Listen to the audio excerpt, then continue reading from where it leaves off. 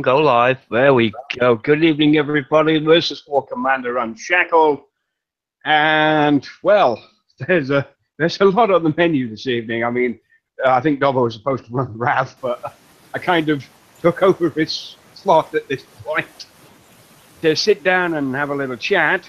Oh, there's some noise. Sorry, I got some noise. I don't like noise. Oh. Noise is bad. You can unmute yourself in a minute. I'm sorry, but. Yeah, so QA featuring Sobokop or Sobokop or however the fuck you pronounce your name. Just call yourself Dave or Larry or something simple. It's not that fucking hard. Irwin. Sobokop. Irwin's an awesome name. Irwin is an underappreciated name. Irwin. Okay, that's fine. That's fine. As long as he's not Dr. Phil, I don't fucking care. Robocop. There's only one of me. And that's the way I like it. So on the panel this evening, Thank God. because I went straight into showcase instead of introducing everybody, we have, of course, Crazy Eye, Wild Eye, Doma Phoenix. We have the asshole himself, Godscope. We have the wonderful Lady Warrior. We have Mr. Lionel Richie, Venom. And, of course, myself, the immoral, the immortal bastard, Dr. fucking Phil. Hey. Hi, everybody. I'm still halfway through reading this post because I've been slacking a little bit. So half of this shit's going to be new to me as it is to you. Obviously, Wrong Thinker has edited the post to include the questions that have been made by people. And yes, the show is open mic, so if you want to come in, then you can come in. If you come in and troll, you'll get booted, kicked, banned, found, and farmed. That is the order of things. Because, you know, I really don't have time or quandary or effort or needs to put up with other people's bullshit. So we'll go through this as quickly and as fast as possible. I'll break between the questions to ask the panel what they think, and hopefully we can stay on topic. Question. Can you zoom it in so the YouTubers can see it? Now, fuck YouTubers.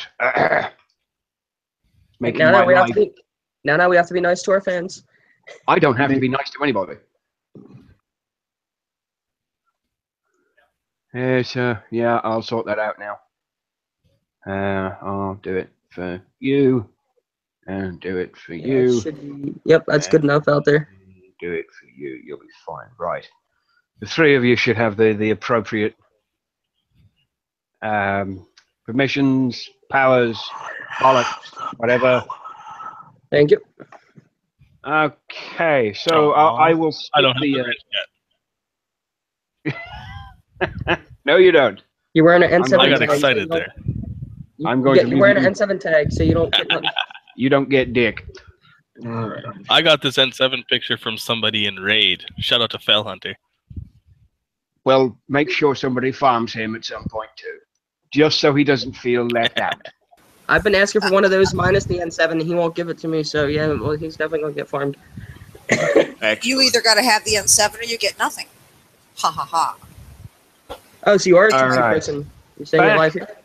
On topic, I haven't even fucking started yet. So, according to the first question on the list is, why does it seem like some players aren't affected at all by lag or performance issues and others are? Which is a discussion we had in the pre-show when we were comparing bandwidth, which obviously is a thing. The most expensive battles running on the same battle server that are contending for resources. How do you classify something as more expensive for a start off? Is it more units? Is it I don't know. I'm associating their terminology to the unit and its ratio to repair time, gold, etc. So heavy plats would run on a server and be contending for more resource than, you know, dogs and buggies and things that you can instant heal. Yes, that seems more fine. Lots of building animations cause Flash to redraw the entire screen, working on a way to optionally turn off these animations during battle, which is, well, that's a fair answer. I'll give him that. Some players have large, crufty bases which contain a lot of now unused data. What does that mean? I have no crufty bases. Crufty. I think he's trying crafty instead of crufty. I think it's a misspelling. There's something As in bases that were it's designed to be very high. I could understand if it was a general error, but the A and the U are quite far spaced apart on the keyboard, and they're on two different rows. Well, let me be, for all pure full disclosure, my cell phone is a piece of shit, and it changes all kinds of words, but not until after I've hit the send key. So if he's doing any of this on his smartphone and then hitting I'm going to go ahead and search Google for the word crufty.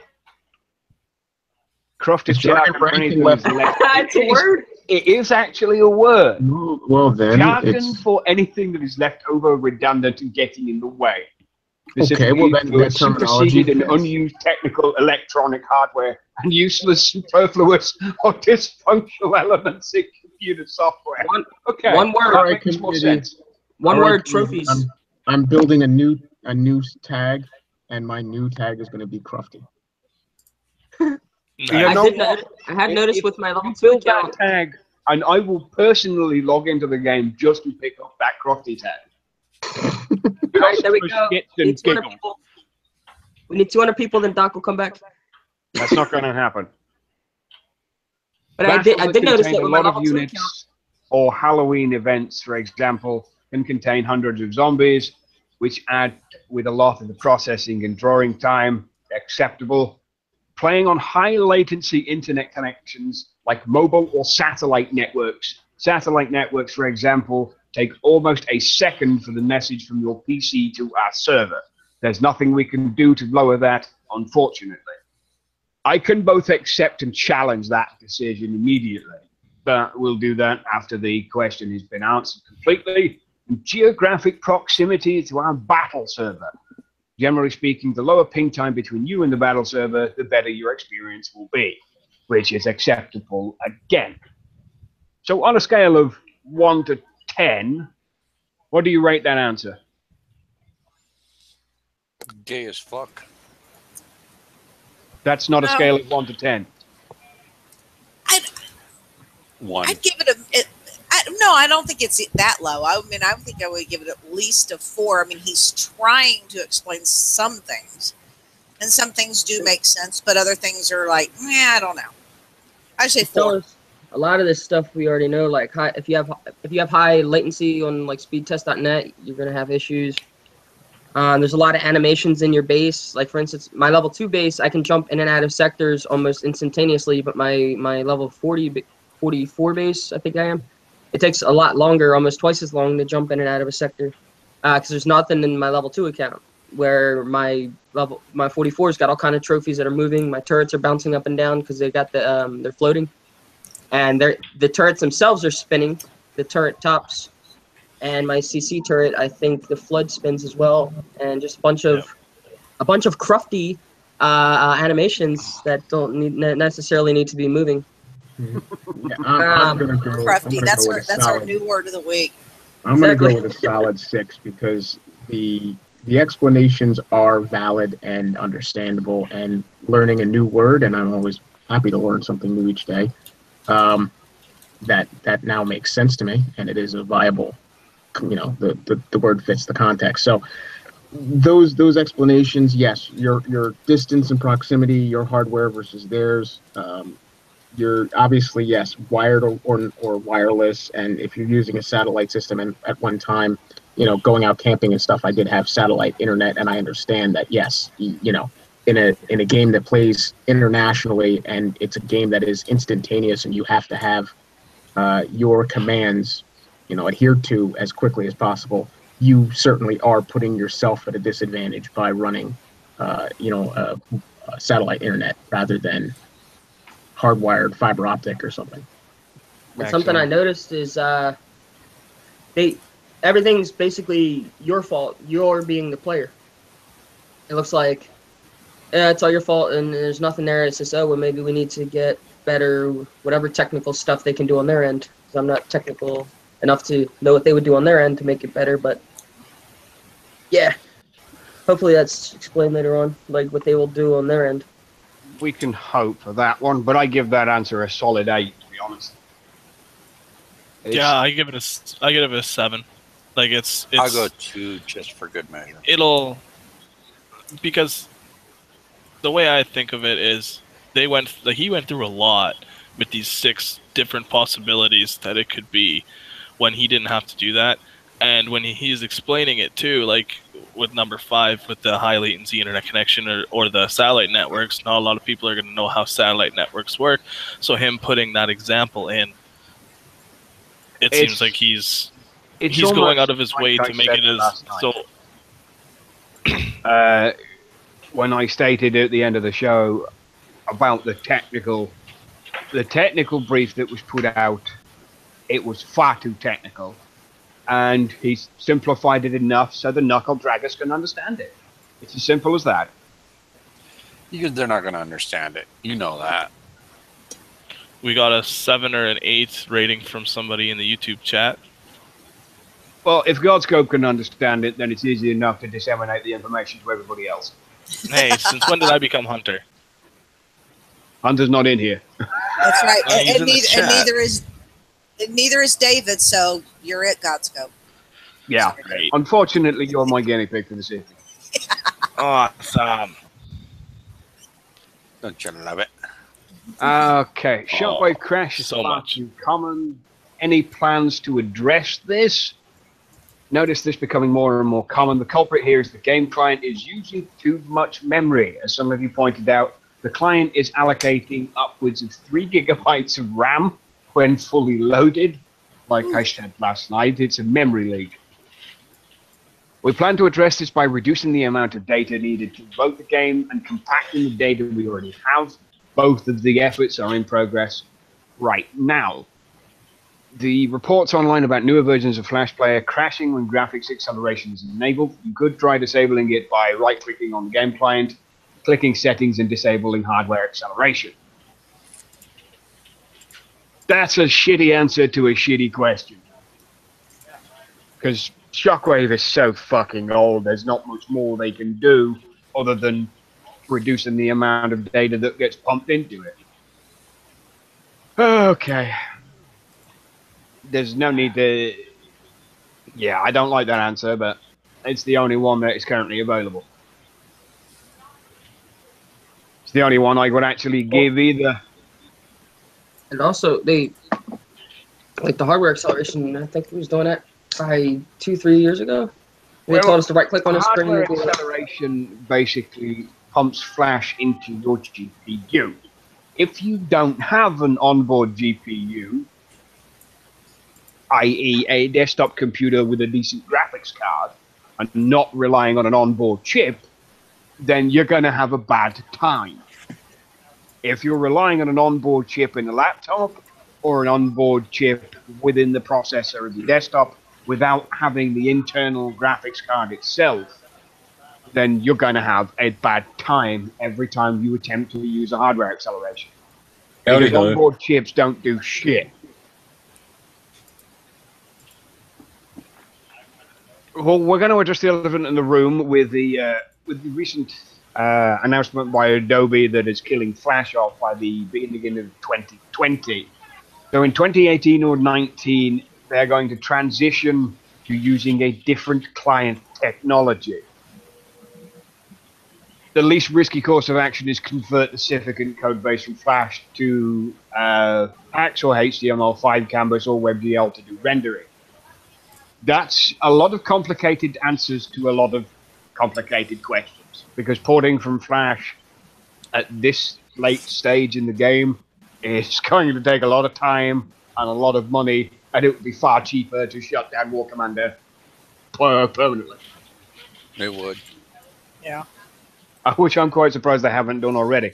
Games like this only last for about 4 or 5 years. So there is that one. Converting to a downloadable app to reduce latency for players. Oh dear. Going this route will reduce startup time, wouldn't reduce the latency experience within battle, the detrimental type of latency for players. Downloaded the game client and game assets, most of the content is cached locally anyway. Subsequent loads of the games will not need to download the content again and can be read for your browser's cache. Websites use this technique to commonly minimize the amount of assets or requests the browser needs to make. Now, caching shit locally is how the cheaters get in. And this is how they modify codes. And this is why I have always stated and will continually state caching shit locally is a very bad idea. I concur. And it gets on my fucking nerves. It gets on his nerves. That's part and parcel for modding games. Is, caching information locally, changing the values, changing the skins, changing whatever, and you mod your stuff in your games. I mean, that's common. And that's the games that allow modding. Well, yeah, for the games that allow it. So, but I mean, that's basically what my assumption is. Most cheaters they gather, hoard, change, and then modify, and then release that information back onto the Kixeye servers. For reasons I'm not going into, the modification and adjustment of the necessary code. Yeah. What are you doing about hacks in the game?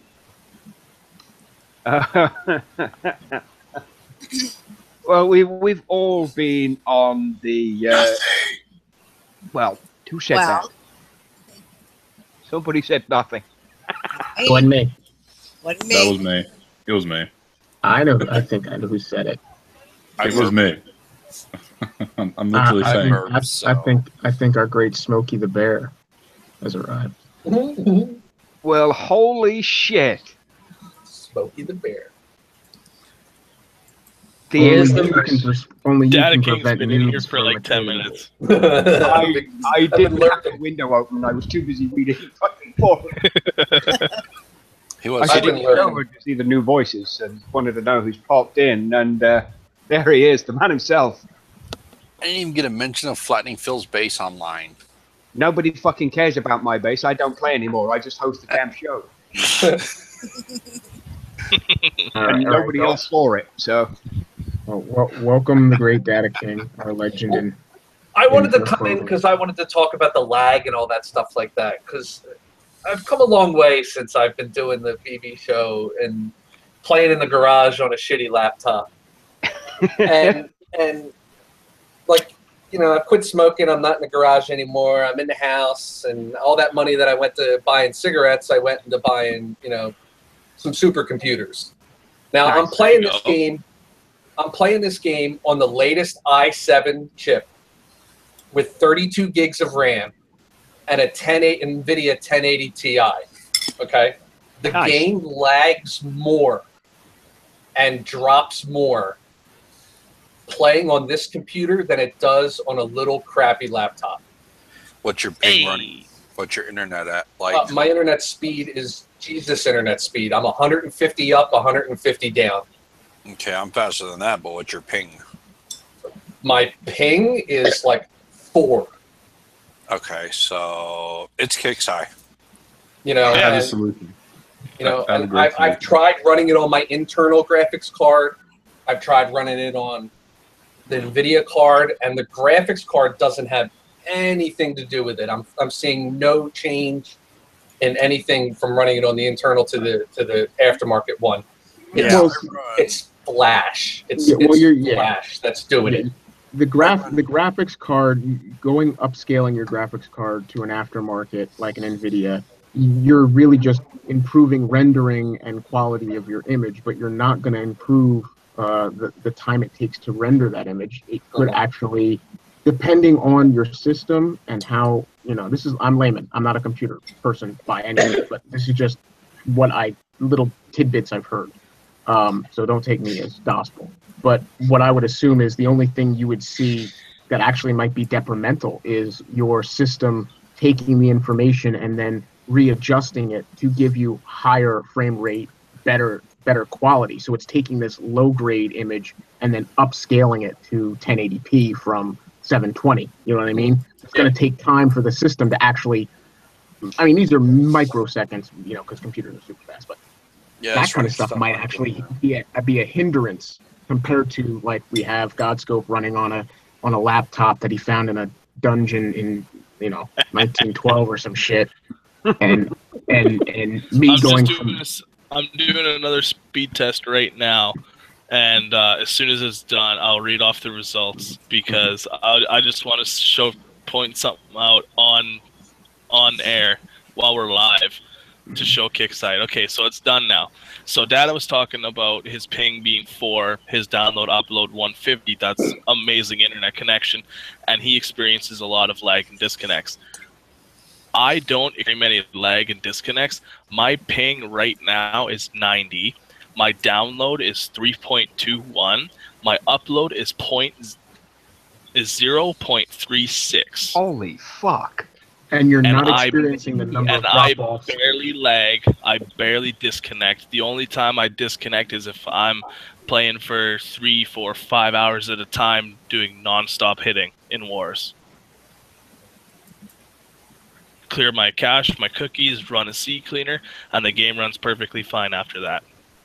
And that's part to my point, and my generalized statement is we're spending this money. I had a great desktop tower that had high quality graphics, high quality, i7 chip, Intel Core i7. And again, like Data King, I notice I can play other games online all day long, beautiful graphics, fluid motion, no striping, no issues with my graphics quality.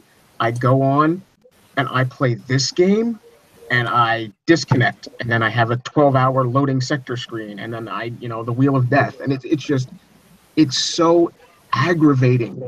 And to know that this game is on a platform or in a Flash player language and stuff that's so outdated, it's just like, come on, the computer is capable of understanding this.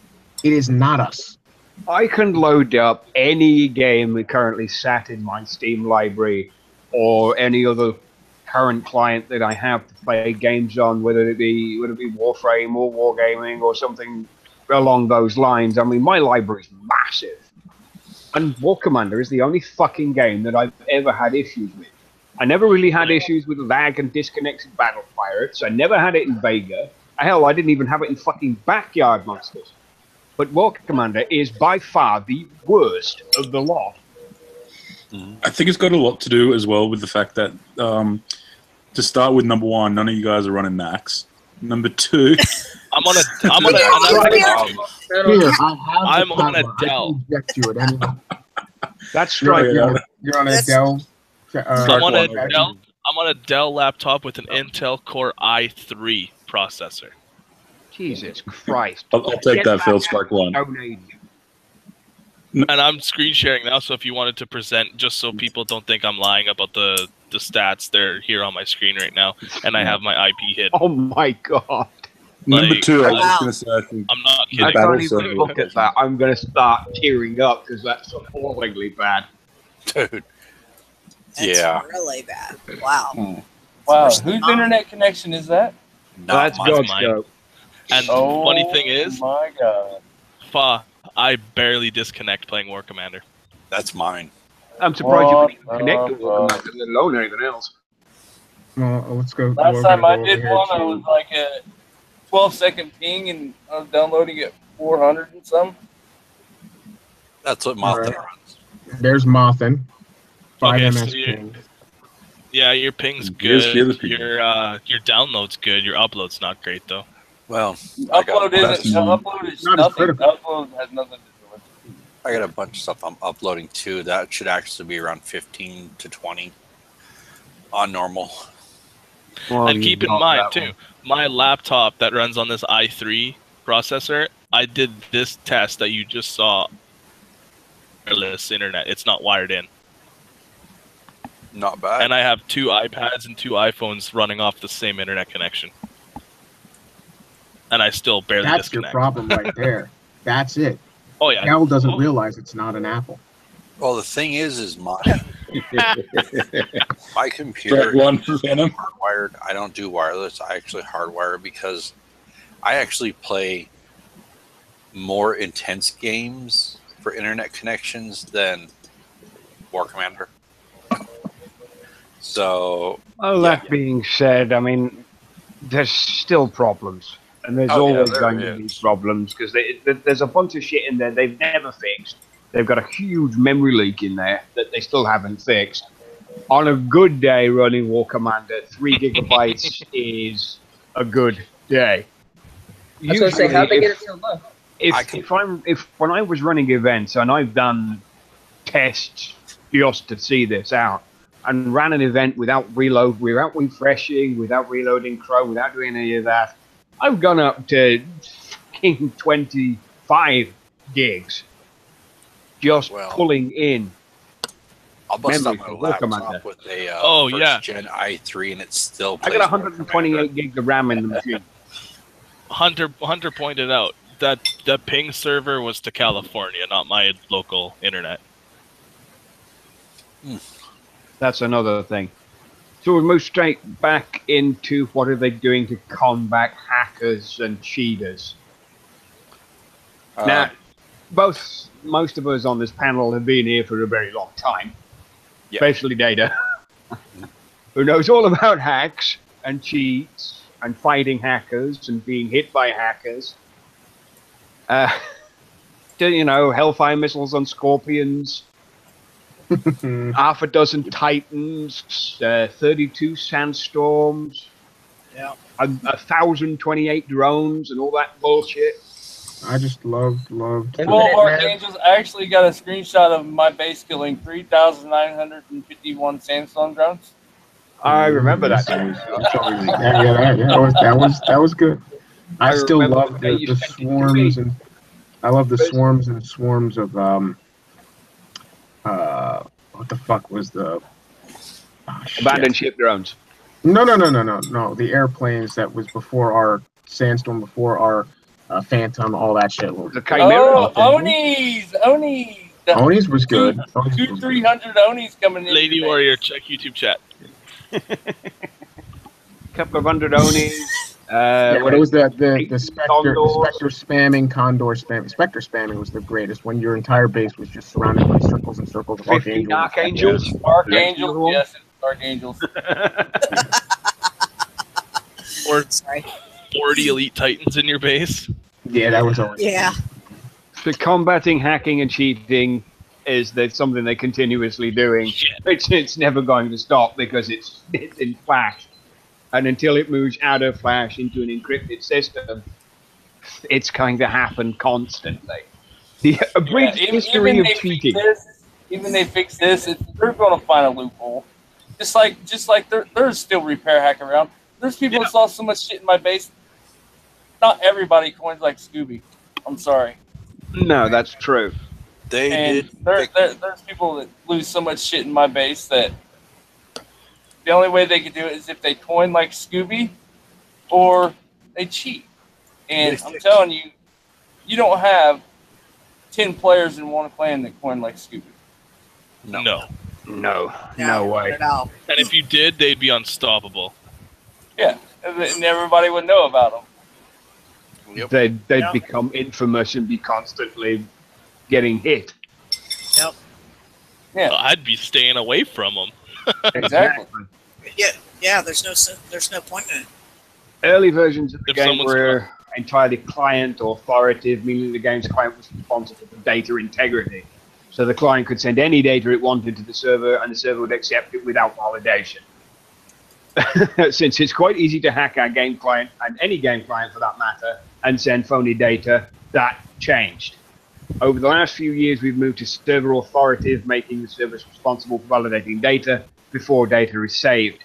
Even if someone is able to hack the client and send invalid data, the servers would then reject it. Last year, we made units and platoons server authoritative. This year, we secured missiles, trophy buildings, and soon components. When that's rolled out, all invalid components will be removed from all units in all platoons, which is what we discussed last night. Excuse me. Now, while there are still ways of doing certain things that, again, I'm not going into, because I don't want to give other people the opportunity to do that. And who the fuck? Who jumped in as Unshackled? Is this I Shadow? did, motherfuckers. Holy shit! Shadow. Doc is in the house. I'm reading. I'm Welcome. sorry, but I'm reading this shit right here. I had to jump in on this bad boy. Uh-oh. We got Data King and Shadow Killer on the same show. What is this? 2014? Oh. Welcome, Data Shadow. Killer. We've Data Killer. missed you. Holy shit! I know. He just came in at the hacking portion. This is what Imagine that. That's what Hey, the- you know, hey, I gotta give them. I can't bounce them on cheats because they really have worked their asses off to cancel them. Yeah, you know, and so I can't knock on that. I want to get to the testing and maintenance. Well, that's the regional battle servers is something that you can brush over, and then any testing done after maintenance before the game goes live is the one after that. That's the one I'm waiting on. The cheats, I gotta give Kickstarter props where props is due. They have been working on get rid of them. I mean, I remember the repair hack. Remember that shit was out forever. That shit was out forever, and the day they killed it, we fucking rejoiced. It was awesome. So, I mean, like I said, the hacking, them working on it, I give them props. I just want to jump in and say I'm gonna be a 50-50 player on that comment, because yes, I'm ecstatic with the rest of you that they've cracked down on a lot of the cheats, the missile spamming and stuff like that. But with every component, this is just my opinion, with every component that they've succeeded in removing as a cheat, they've inevitably given it back in some other form. The missile thing was the missile spamming and shit. They gave us non-targetable missiles following the fix of that. So, I mean, it's just certain things aggravate me that they've put effort in, and very much appreciatively, they've given us, you know, ends to a blistering number of fucking cheats from these hack scumbags. But inevitably, they give us the shit back as a legitimate thing in a smaller way, in a lesser form. But still, I like that when they ban the major hack, like the repair hack, then all the other ones go, like right now we got the workshop hack, and now Kickstarter's going to big ban that, and hopefully everything will work good, and then there's going to be something else. And then hopefully they'll get all the major stuff that we give a crap about out, and then like trophy hack and all that, like that stuff that nobody cares about. Hey. Yeah. Repair hack. Yeah, I couldn't believe when they was really going off after the trophy hack. I was like, really? We don't care about that. We want the building overcap hack bunker. gone, res hack gone, upgrade hack gone. Yeah, I mean, so you guys, you know, at the end of the day, I'm glad that they're working on the hacking, but I'll be straight. I don't really give a fuck about that. I want the game to run smooth. That's what the fuck I want. We have all of us, everybody on this panel, everybody on YouTube, we have all battled the cheaters, the hackers. We have thrown down. We have not given a fuck sometimes. We have rock and rolled and kicked fucking ass, you know. So I've said 100 times. All right, but I want, you know, for me to come back personally, the game has to run smooth. They have to do something with the repair times. I mean, that's it. That is my job. For me to come back to this game, this shit has to run smooth. I don't want to wait, you know, a minute and a half to log into my base while I'm getting hit. And then get a workshop bomb. Yep. Or when we're doing the events, I don't want disconnect. I'm tired of disconnects. You know, I'm reading all this shit that they posted for, you know, for lag and performance issues and blah blah blah. You know something? This is awesome. I am happy that they gave us all of this information. But you know something? In my mind, fucking knew most of it. It's a little late. This is a little late. You know, they should have been working on this when they first reported the problems 4 years ago. I wish that instead of I know getting the hacks out of the game is an essential part of the game, but I wish they would have gave us the tools and fixed the game to where we could actually play it 100% and play it good.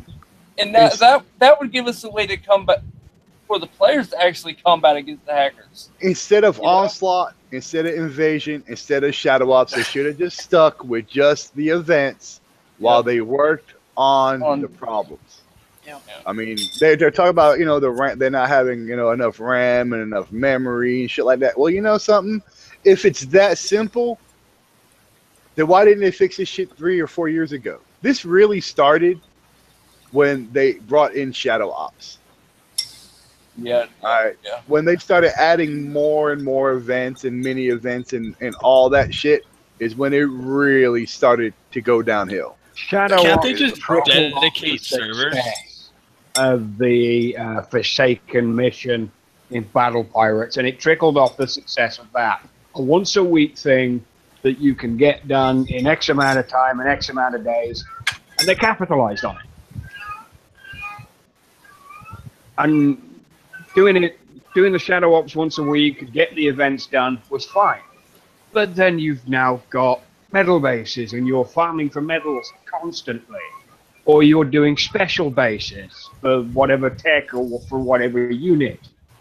And then you've got other bases on top of that. The boss bases, this base, special bases, this base, another base. It's ridiculous. It's too much. It is straight out. It's too much. And, it's just they're having these problems with the battle servers and with the RAM and the memory and all that shit.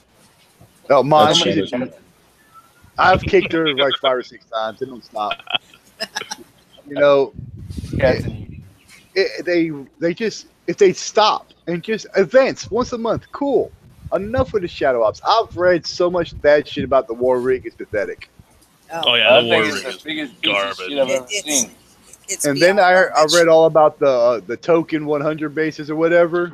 Yeah, what a more garbage. There is so much. And yeah, I'll be honest, guys. I know I'm supposed to come back in the next couple of weeks, but I'm not going to. I've already decided I am going to come do shows and shit like that, and give my outside thoughts on it. But as for coming back to the game, I see no desire to come back to this game at all in any way. I don't want tokens. I don't want all these stupid fucking bases. I don't want onslaught, invasion, and all that shit. I want an event once a month, so we can and just get the toys like we used to, so we can have 30 days to upgrade that toy, to play with that toy, to see what that toy is used for, and then go into an event instead of 17 different fucking factions and all this bullshit. They can suck my balls straight out. Well, I mean, I totally agree. I mean, I know you were off when the whole token thing was out, and I wasn't present on the show, but I remember watching the show after it had aired, and I hope that you did get the general information of how that token thing worked. But exactly the same belief as what I have, which is we need to return to some of the older systems of having times to spend and upgrade a unit, not just be thrown the next unit, and turning this game really into a grind command. In the old events. And it's getting worse. Level 1 through 6, and then the rest of it was thorium. Yeah, yep. and that's the thing. They're actually in the last series of changes to the way that we upgrade and the functionality of progression of units. They've totally negated thorium. They've no longer made thorium what thorium is. I mean, let alone kick out of the mindset of what thorium was fucking introduced into this game for, which was instantaneous build, instantaneous upgrade. All right, instant upgrades, instant tech. Yeah, yep. They fucked us on that. About it. Yeah, they fucked us on that, and we let them fuck us on it. No fucking spit on the tip, no lube, no sweet nothings in our ear. We let them get away with it. But it started out with units. Yeah, it started out with units, but we didn't fight when they started to increase the amount of thorium. But instead of it being the 5 seconds, they started adding time to it. Now, this is my point. Now today, the thorium numbers are exponentially increased. And yes, thorium's easier to gather now than ever before. However, the Thor amounts are massively larger. The time is massively larger. It's not even, we're not adding thorium to things and reducing times. We're adding thorium and it does no value to, I mean, okay, some people will say, yes, well, we got reduction in repair times. We got reduction in this. But the point is, in the overall scheme of things, if you balance if you weigh everything out, No. it doesn't seem to me that we're getting the balance and the reduction in repair times is what is it called? It's that was a wrong term. I don't mean balance amongst the game. I just mean if you look at it comparison-wise. We've had reductions in repairs that have happened constantly, and this unit's been reduced in X time and X time and X time. But then what they do to counterbalance that is they give you more toon space. They give you a helipad. They give you more space in your airfield. Separation. Build I think where they fucked up. 3, 4, 5, 6, 7, 8, 9, 10 days of repairs. But this token thing was the biggest slap in the face to me personally. It's the epitome of fucking. But they started off with units. I have a question for Data. Data, you there? Yes. All right, you've been out of the game for what, almost a year and a half now? A year at least? Over 2 years. All right, over 2 years. It's been that long? Wow. Mm-hmm. Yes. All right, how do you feel about all this new shit that they brought in? Oh, I'm not going to be here that long. Hold on. I mean, he's out of all of us. He's an original OG player. All the new shit. All the new stuff that's out now are just revamped, reboosted, reskinned old existing units. Yep. Everything is exactly the same. It's just newer shit. What about this token shit that they're bringing out, that they brought out? It's so vague in the explanation of how tokens can be used. All right, I can explain this really easily. All right, because I want to definitely shadow, and I know you need to know this. So what they've done is, instead of the system of just adding levels of progression to our units like they used to, originally everybody said our units won't go past level 5, level 6, I'm fully aware of how it works now, but when I first came in, I was totally clueless. Like, I had no idea. If you go to your tech center and you go to upgrade something, and you look at it, and you click on the unit, and your unit is level 14, it says one token jumps it up to that X amount of levels. It's level 9, and it says, but you have to have. It doesn't say unit must be level 10 for tokens to be used.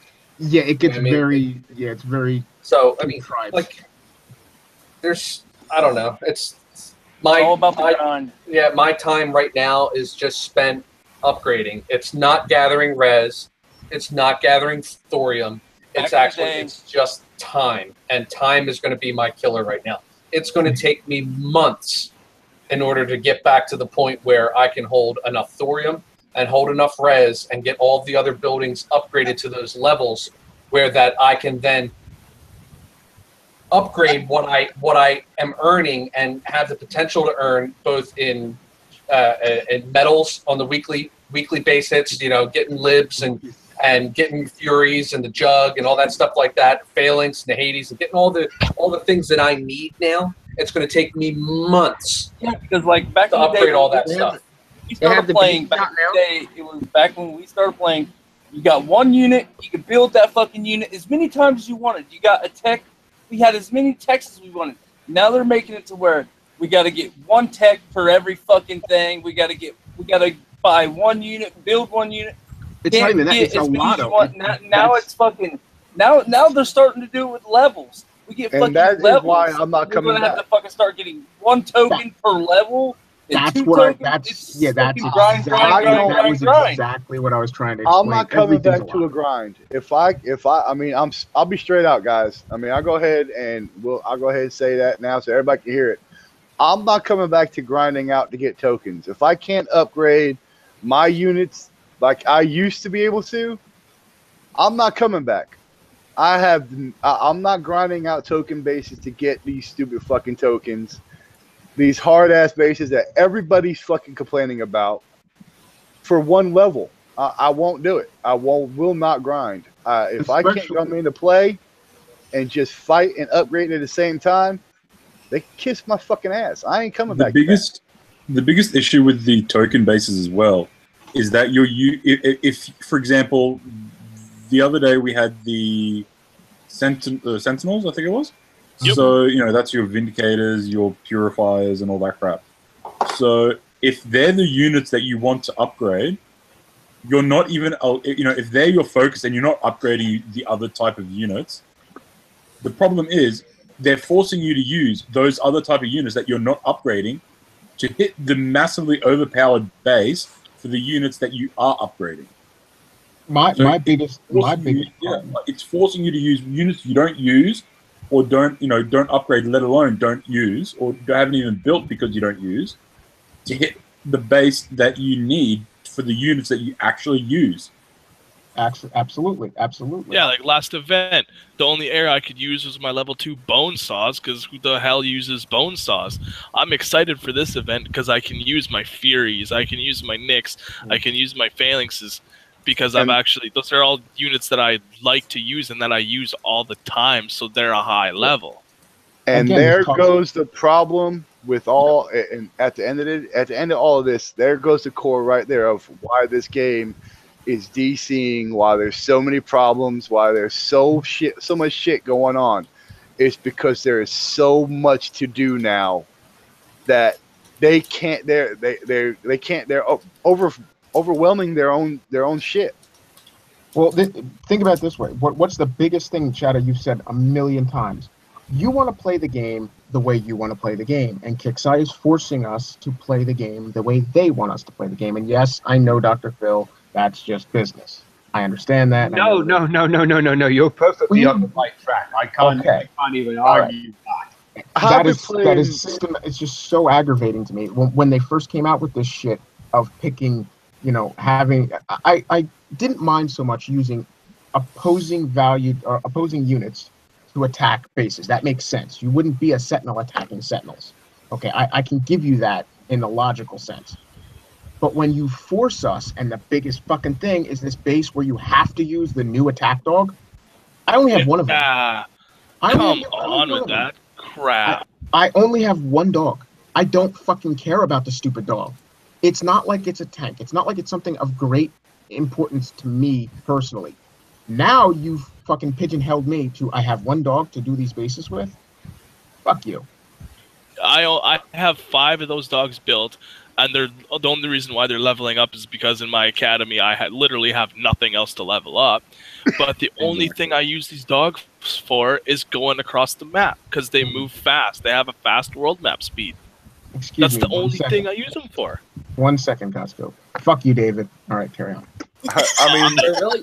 I found out they're really good for.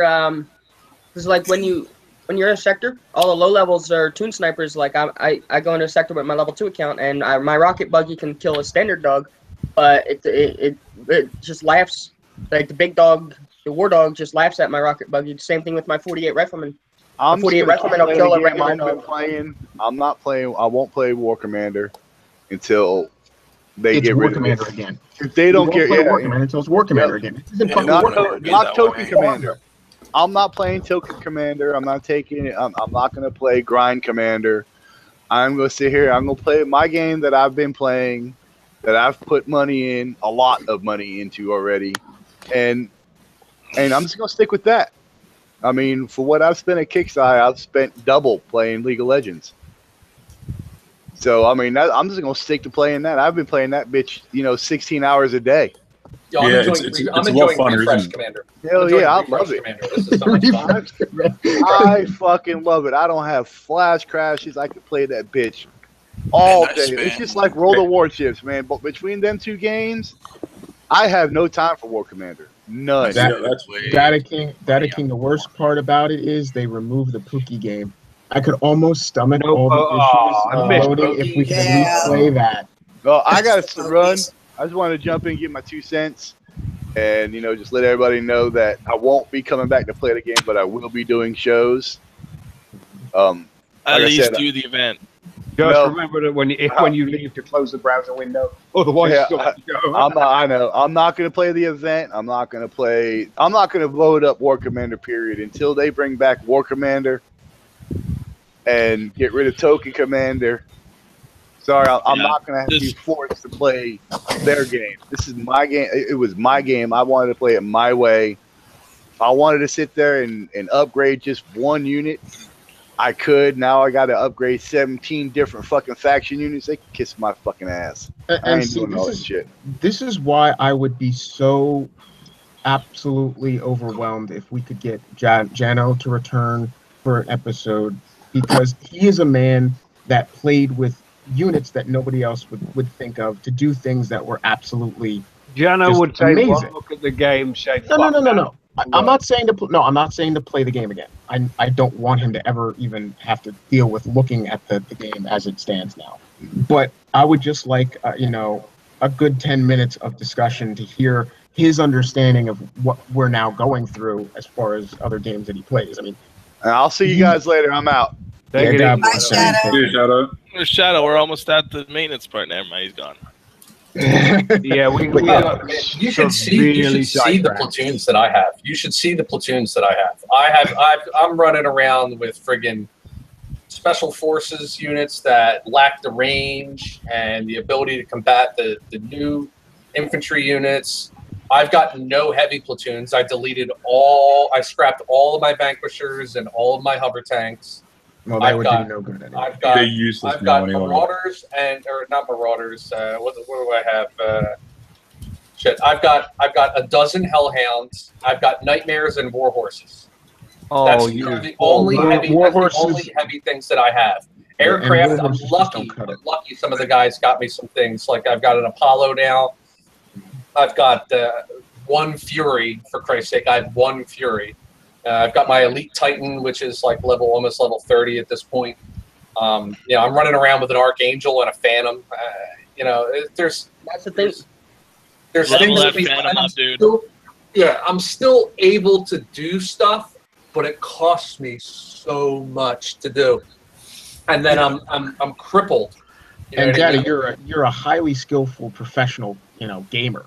You're not some kid coming off this game, starting this game for the first time. It would be impossible. Or a guy who was deployed overseas and comes back and tries to do it after 6, 8, 10, 12 months away. Oh, yeah. It's fucking ridiculous. It'd be impossible.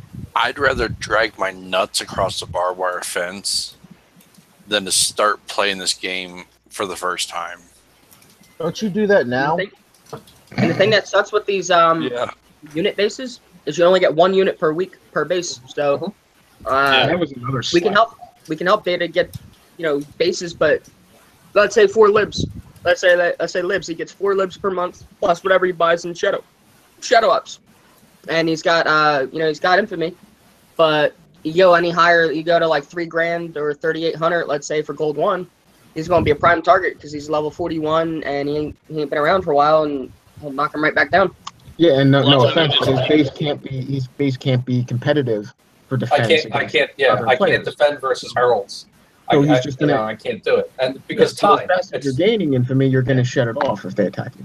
Yeah, I mean, literally, I can only hold 35.5 million thorium, and I can only hold about 140 million res.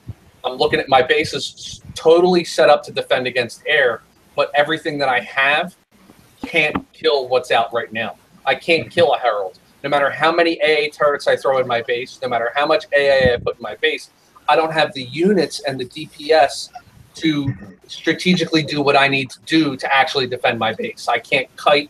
I can't circle units to kill them because I don't have the AA units in base to do it. One Hades at level 1 isn't going to stop a herald.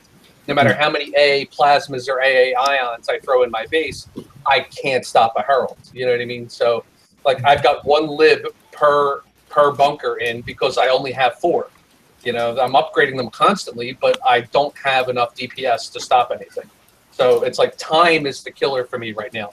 And on top of everything, the slap in the face is I come back to the game after 2 years logging in once, I get no welcome back package. People get welcome back packages like it's going out of style. And, I come back to the game. You get kicked in the balls, basically. And I get absolutely nothing. You know what I mean? I get absolutely nothing. Bullshit. That's bullshit. It's like I'm a level 42 now. I'm not even a 41 or a 40. I'm a 42. And literally a level 30 could come into my base and pancake me with no loss whatsoever. And that's bad. Didn't I do it the other day? Yeah. Somebody did it. Some guy hopped in, was like, "Oh, Data King's here." Level 30 comes into my base and pancaked me with a herald. and I couldn't do squat to stop it. I mean, granted, I was undefended, but my base is 99% AA. I've got AA stuff in the rocket silos. I've got AA in the drone silos. Every bunker is filled with AA, and all 18 of my turrets are AA. And I couldn't stop it. That is the biggest Herald thing on that your base 7 days ago. That's the biggest thing that has scared me about the way Kixeye runs a lot of these new units coming out, and this new air unit with these untargetable, non-stoppable fucking drones that it's going to keep spraying at you constantly. The blackout. Yeah, with the Herald being only things that are AA specific. So nothing that's just generally anti-air matters. It has to be anti-air only. If it targets anything besides air, it will not target that Herald. So with this thing, it doesn't matter what the fuck it is, it will not target the drone. I mean, at least from the text that I read. So was that the person who hit you, Data, on the screen share?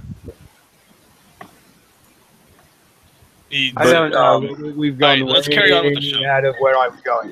Yeah. I've just been sat here listening and got fucking lost. All right, we were on. What were we on? The testing done for maintenance before games. Well, they're rolling out regional battle servers, and we've heard a bunch of shit about this before. By the fourth quarter of the year, and optimization and hosting and blah blah blah. Unload the amount of downtime we experienced due to bad RAM and unexpected server crashes. Oh, fucking hell. If the game was stable enough already, there wouldn't need to be any of this fucking regional bullshit that they've got over now. It'll help in the long run, but at the end of the day, it's just another one of those fucking things.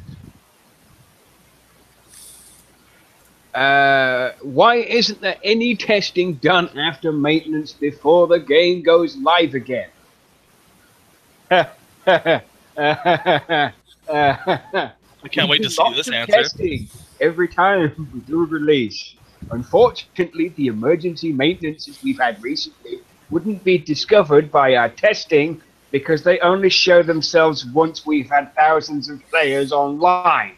They're caused by long-standing, long-running Java garbage collection events and tend to happen within the first hour after we bring the game back up.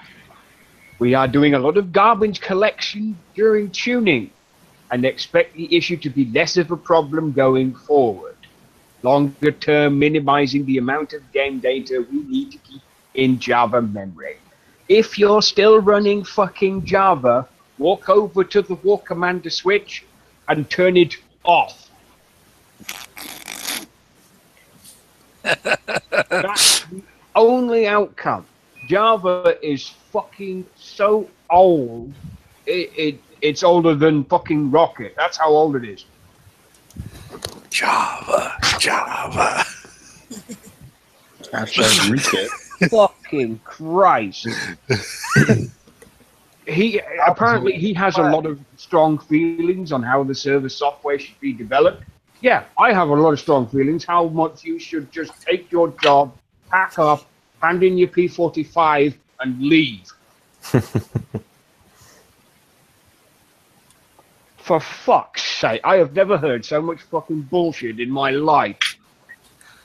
Java memory, fuck me. Phil loves fucking. You can hear it all over him tonight. I'll put my fucking foot in your ass. How about that? I think it's perfect that right after they put that, it's like they knew Phil was going to do a show on this, so they put rant warning. They even put it in capital letters and in bold.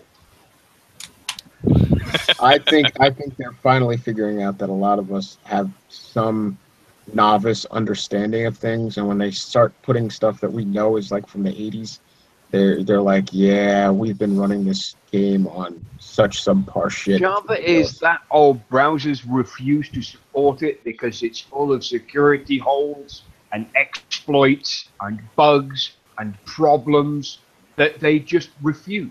If you go onto a site that requires a Java socket these days, they will just close it. The browser will refuse to run the plugin. outright. It will just not do it. Architecture of War Commander servers, blah, blah, blah. Involuntary curl into a fist. Well, is there something quite voluntary I'd like to give to you? And it's closing my hand into a fist and extending my middle finger in your general direction.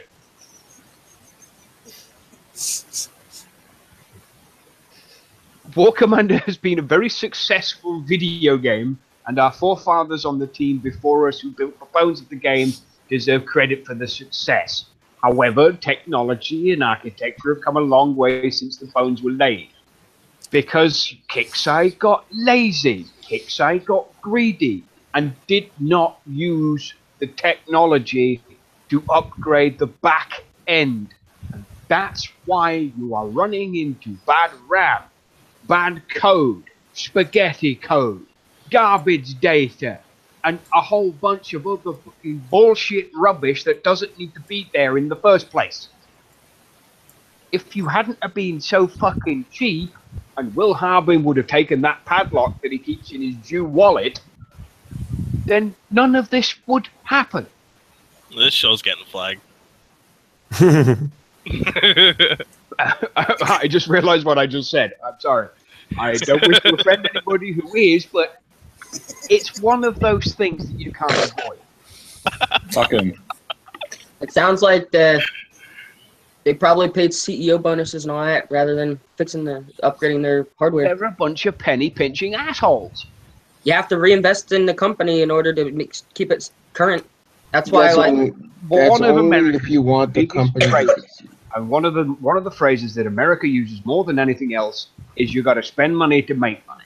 It's the capitalist incentive. And if you're not spending money, eventually your money pit is going to run dry. And that's what you're getting now. Like, I don't get why they made all these changes throughout the years. Like, yes, the technology's gotten better. When I started playing this game 4 years ago, it was the perfect war game. You had your tanks, you had your helicopters, and you had your infantry. Well, guess what? Your tanks killed your infantry, and your helicopters killed your tanks. There was no Sheila running around. There was no Sheila running around, no liberators that could withstand a tank shell to the face. That's not realistic. Like, And I know, Exactly. I really miss the days when dogs couldn't eat fucking vehicles and buildings.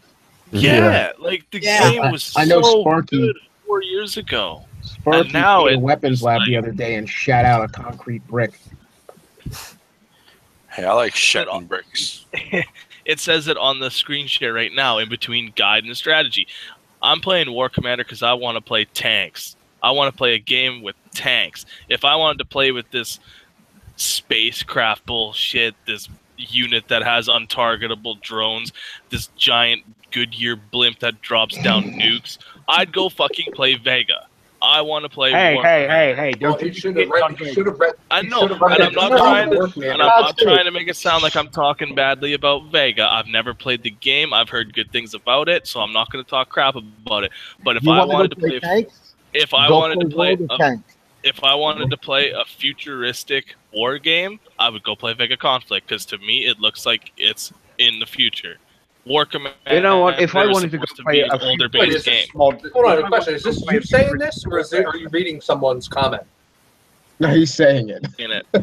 Well, then you must not have. Honestly, not to sound mean or anything, but you must not have read the description of this game, because the description of this game is a futuristic. It was futuristic. Well, It's it was 2035.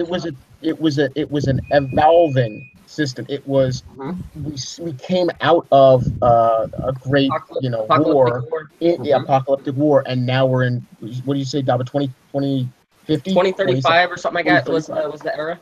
Okay, yeah, absolutely. And well, now because the game's been open so long, we're in 2042. Yeah. And the computers are all fucked up, and AI is screwing with us, and the humans are just bent over. I have a logical explanation for all the bugs and stuff. Somebody launched an EMP, and now it's messing with Ruby. Sean Connery came back, and Arnold Schwarzenegger tried to put a bug into. Phoenix, everybody. Taxi no, for Double Phoenix. When are we going to That's get the most logical explanation I got is somebody in the game, like, you know, the War Commander world, dropped the EMP, like our enemy, like Malachi or something like that, dropped the EMP, the machine god. And, yeah, now that's why we're all buggy and all that. Oh, dear. Alrighty. What were you going to say, Data? You were going to say something? I just want to see the T800s and the T1000s come out. Oh, yeah. That's the future. Come on, think about it. Well, I saw this coming, and again, you know, harkening back to the actual start of the game and understanding the description. But I saw it coming when they changed the building designs on a lot of things. You know, when they started making spaceship-looking buildings instead of realistic-looking buildings. So I understood that. It's one of those things. You adapting towards the situation and creating new story and new content for players and all the usual fakaka that comes with it. It just gets a little bit ridiculous. The story has since disappeared because back in the day, when the event would come out, you'd be hankering for a list and the event video just to try and see if you could sneak a preview at any of the shit that's coming out. And then Swag would introduce the video and give you a salute at the end. Yeah, Swag. That was the epitome of War Commander and the events. And the introduction to the events were great and were fun. And now you're just sitting there doing the same goddamn thing, same goddamn set of fucking prizes every goddamn month. With every so often, they'll throw something new in the fact that if you haven't got the units to fucking do, you're not going to get. So you've got to rely either on other people giving you a hand, or you've got to rely on it ending up in the gear store a couple of months down the line. By that time, that unit is already out of date. And you're trying to push towards something else, now we've got Generation 2 faction units, with the next fucking unit coming in at the next event, which is the squashed laser tank. The Corpus laser tank. The Corpus laser tank. I swear, if this thing doesn't have 700 range at minimum, I'm gonna be pissed. If this thing fucking sucks, like half a dozen fucking ideas have done before, the legendary laser tank, the PvP one, like most of Corpus units, anyways. The legendary mega tank sucked balls. The legendary Hellfire sucked balls. Muffin sucked balls. Enough. Let's move on. Data synchronization. Only because you do it better. Shut up. War Commander keeps data synchronized across the servers and a whole bunch of technical bullshit. Synchronizing data across N7 nodes is notoriously difficult now. Shit. Lots of edge cases and failure scenarios. Server tools, like, we don't need. Why the fuck does anybody want to know about server tools? I know about server tools because it's in my fucking job description, but nobody else on this panel does. That's a pointless answer to a pointless question. Hey, I know about them, so fuck off. All right. Engineering is expensive. No shit. That's recover from failure. Turn it off and turn it back on again. If that's as simple as it comes. That's the simplest fucking troubleshooting answer you can get. If you got a problem and you've got a node that fails, you turn it off and you turn it back on. If it doesn't fucking work, replace the fucking node. That's it. It's not that difficult. In my opinion, War Commander so far has spent too much time solving internet intelligence problems in an elegant but unnecessarily complicated ways, to the detriment of delivering robust, fault-tolerant software. Now, the forefathers of War Commander, oh god, now I'm saying it, the guys who built the bare bones of War Commander actually made it work. And it worked quite well. It worked awesome. Reinventing the wheel, custom in-house solution instead of using a conventional off-the-shelf tool set. Pre-optimization spending, very expensive development time to squeeze extra performance out of a feature before you release. It's often better to release, then measure, then optimize. And this is what I've been saying for fucking ages. Undelivered game features are worthless. Dropships, anybody? There you go. Legendary units? Legendary units, dropships. See, now to me, it seems like that's ass backwards. Like, I would much rather prefer them release something knowing that they've spent a ton of time on it and that they've already perfected it and that the product that they're releasing has no bugs in it. Everyone will prefer it that way, but that's not how the game market works. If you can put a product out and then put out a programmer got lazy. You take a look at any AAA game that's currently on the market, any of them, and name one that doesn't come with a nice big day one patch. Windows. Because they put the game out, and then they patch it because they figured out there's a whole bunch of shit broken in the meantime, or the guys that they've got in-house doing QA and testing have found a whole bunch of bugs that they send back to the team to be fixed, and then they compile it into a giant patch that after you've installed the game on your console or on your PC, you've got a giant patch to go with it. And plus, when you release something, you got thousands of people that are willing to play the game for free, and they will willingly go to a forum type and environment and say, hey, here's what's this problem, here's what this problem, because the developers, they can't be like 1,000 people. 1,000 people will play the game 1,000 different ways, and so they're all looking at. That's why most games now are released in beta and alpha, and they stay in beta and alpha because they're constantly progressing. You know, the early access beta. Yeah, like look at PlayerUnknown. Yeah, look at PUBG. That's going to be a beta. It's going to be in beta forever. Yeah, look at H1Z1 beta forever. You know, two of the most popular games in the world right now. Oh, what's it fucking called? 7 Days to Die is still in beta. DayZ is still in beta. 7 Days still has alpha, don't they? Mm-hmm. They're in alpha 16 right now. That's an excellent game too. Bloody hell! If I remember correctly, Minecraft. World of War dropped. Yep. It only came out of beta a couple of years ago. It was in alpha for a long time. And then it was in beta. It only hit 1.0 late 2012, I think. World of Warships, I think, was in beta a year and a half, almost 2 years. Mm-hmm. Yeah. Yeah, but War Commander was in beta for like 2.5 years when I first started playing. It should still be in beta. Were in beta when they first started. Yeah. Well, that's the point I'm trying to make. The point I was trying to make was that games that are ever evolving and ever changing should never come out of beta, because all that does is infuriate the community, saying, well, you released this game as a release and it's a full release, and why is the game so buggy? You should have never released the game. That's why games nowadays are just staying in alpha and beta the whole time, because they can ever evolve and change the game and not infuriate the community, you know, and they can make fixes as they deem necessary and incorporate new content, you know, as it's needed as well. And you know, games like this, it's just you can't do that. It's just it's pissed everybody off. The perfect example of that too, Data. Thanks for putting it like that. GTA 5, when it launched, it worked for like 1 out of every 50 people that bought the game. It was completely broken, and it took them 2 weeks to fix it all. The single player worked perfectly fine. When the multiplayer came out a month and a half later, even though it was supposed to be shipped with the release, it took fucking forever. And then you couldn't get any instances with your friends, or you couldn't do any of the missions, or you couldn't make any money, or you couldn't do I mean, it took them over a year to bring heists out.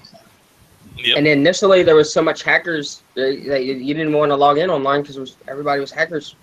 Hackers and buggers and glitches and guys. I logged in and I logged into a lobby and I had a $100 billion bounty placed on my head, like just for logging into it. So I just left the lobby, went into my own private lobby, and I just waited out the bounty, and I got that $100 billion. Nice. And then when they went through and patched it, of course, they took the money away, and everything that you bought with that money, they took it away and stuff like that, as they should have done. But yeah, like, it was bad. It's one of those things. Is it true that you guys don't know how to update the mines in the mine factory? This is not true. We haven't added new functionality to mines or mine factories because quite some time. Playing wrong finger for that one. Would you like to see more gameplay around mines?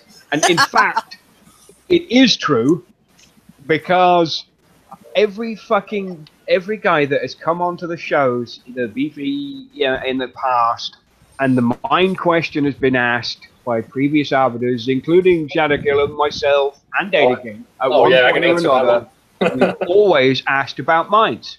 And they've always turned around and categorically said, there's nothing we can do with the mine factory. Bear with us. Wasn't it, there was an employee, one of the original employees coded it, and they have no idea how they can change this code or something. He coded it so well. He coded it so well. Yeah. It works. He coded it so well, they function. They repair, they blow up, they do damage, they repair again. Yeah, you know, it fucking works. So they have no idea how to fucking mess with that. Has there ever been a broken system? Has there ever been a bug to the mine factory as long as we've had it? No. Nope. They should try to mimic that code, if anything. It's the only building in the game that works 100% of the time, never lags out on you, never bugs out on you, never does any of that shit. It is the only building in the game that still works. Why is that man not the CEO of this company? Ironically, he used to be. Is that David Scott? Yeah, David Scott. He co-owned Casual Collective with Paul Priest. Paul Priest. So how did this sneaky Will Harbin get it? Executive fucking douchebag of whatever the fuck he is now, and David Scott took the money and left. Yep. Thank you very much. And to be honest, I don't fucking blame him. Smartest thing that man did. That guy is the worst thing for the living out the rest of his days on a whole crap ton of money. If you guys know, the trophies actually make the lag worse. We're open to simply removing trophies from the game. No! Leave the trophies in the base. It lags out fuckers that attack us. They're not going to remove the trophies, but set some limits. For example, only allow players to show 5 trophies in their base at once. A few trophies shouldn't slow down battles all that much. The problem is animating them. Trophies use large sprites with frequent animations. That means Flash spends a lot of extra time rendering. Waste of time rendering. Trophies should never be in bases. They should be in your own little trophy storage room where you could look at trophies yourself. Nobody cares about the trophies that you've earned and what you've coined. If it screws the degradation of the game, then it shouldn't be implemented in the game. Yeah, agreed. You know what I mean? There should be. It's bad enough that they can't get shit to render, and the map is so absolutely cluttered that I feel like Maze Runner running around the map. And they want to pile more stuff inside your base. That stuff should be out of your base, or it should not be animated. One or the other. There should have been a trophy room tab. You should be exactly a trophy room tab. Exactly. And when you look at when you click on the player, there's a little extra tab right there. If you want to see how many events and how long he's been in and what trophies he has, then you click the little trophy tab. When you click on the player's base, I mean, you know, and you go like there. You click on somebody's base. You can attack. You can call platoons, you can advance scout, you can bookmark, you can open the attack log, and boom, there should be a trophy tab. Boom. Give this man a job, Kicksai. It's really that's actually wonderful. There's so many things. I mean, oh God, I could sit here and complain about this game for an hour. I'm fighting the same rogue bases, the same layout and rogue bases from 2 years ago. Why? They never changed. No, but that's an absolutely exemplary idea, because it would also let you know as a tactical value to be able to look at what trophies a person's earned, how long they've been in the game, what events that they've succeeded in. That would really play well into the gold, silver, and bronze trophies in the past, and it would be an easy way for Kickside to catch these assholes who have all the trophies when they have an ID that doesn't value that. It's all about player experience, and if the trophies in base and their animations and their level of rendering and graphics quality are messing with the gamer's experience, then they should be removed and re-implemented in another manner. Agreed. Because it's just doing nothing for the community. It's a ruler in which you can measure your EP. That's all it is. And if you want to have that, then put it in a tab. I thought that was spelled PENIS. You would know. Yeah. And what does it spell for us women who happen to like their trophies a lot? Well, there you go. Ladywood, LADYWO. I happen to like mine. CLIT. Yeah, I don't have all of mine in my base, just because I haven't bothered to put them back out since I redesigned. But I like my trophies. But you've got all the cool ones that move around and are animated, though. I do have a couple of those. I mean, I don't have a lot of trophies because, you know, it was a long time before I was able to play an event well enough to be able to get what I needed or what I wanted, and the trophies too. But I do enjoy my trophies, and I do occasionally stick them all out there and just stare at them. Maybe it's just a girl thing. I don't know. Well, I do have some of the animated trophies. Setting to disable trophy animations during battle. And I'm fine with that.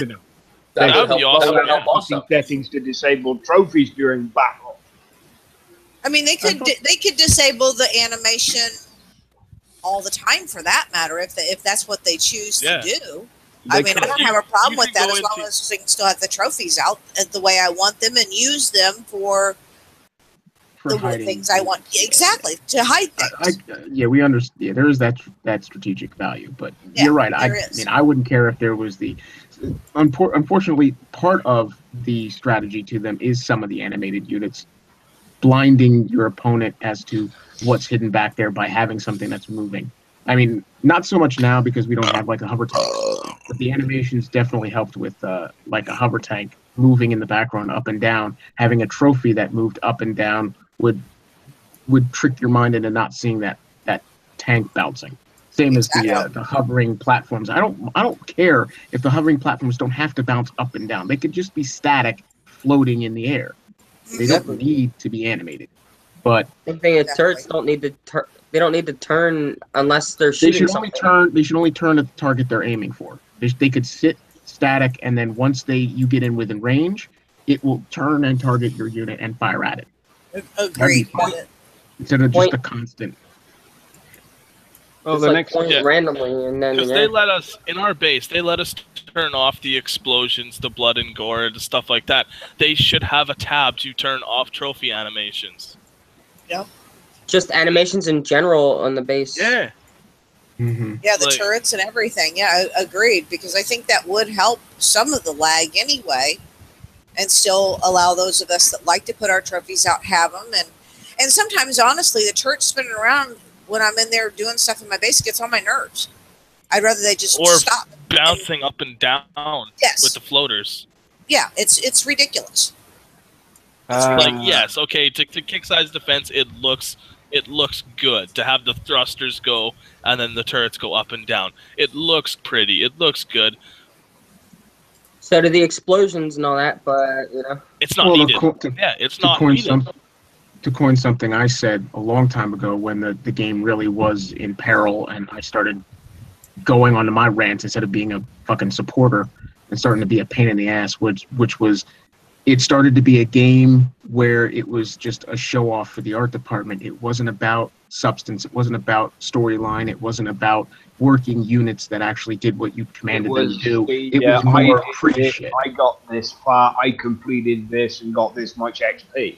Well, no, I'm not talking about from the player's perspective. I'm talking about from the corporation's perspective.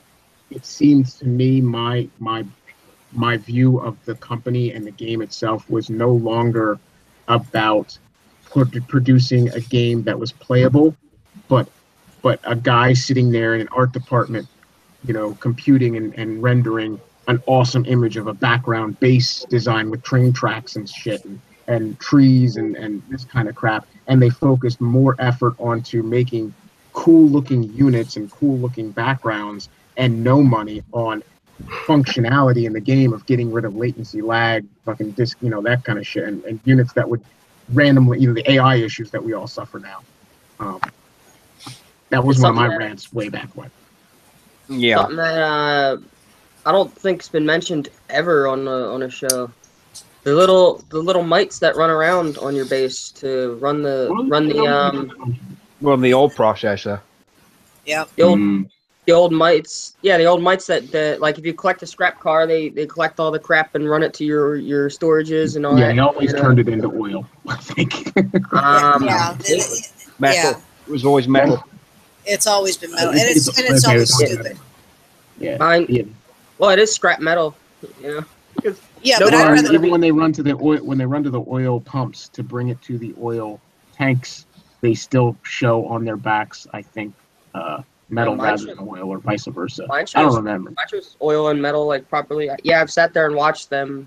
But again, there's no need for them. There's no need for the scrap cars. I mean, the scrap cars, because they don't always come and pick those up. Well, the reason for that, again, comes back to the creating another fucking task for us to toil over, which is you have to click on the stupid scrap car to collect it. I wouldn't mind if they were outside of the fucking oil.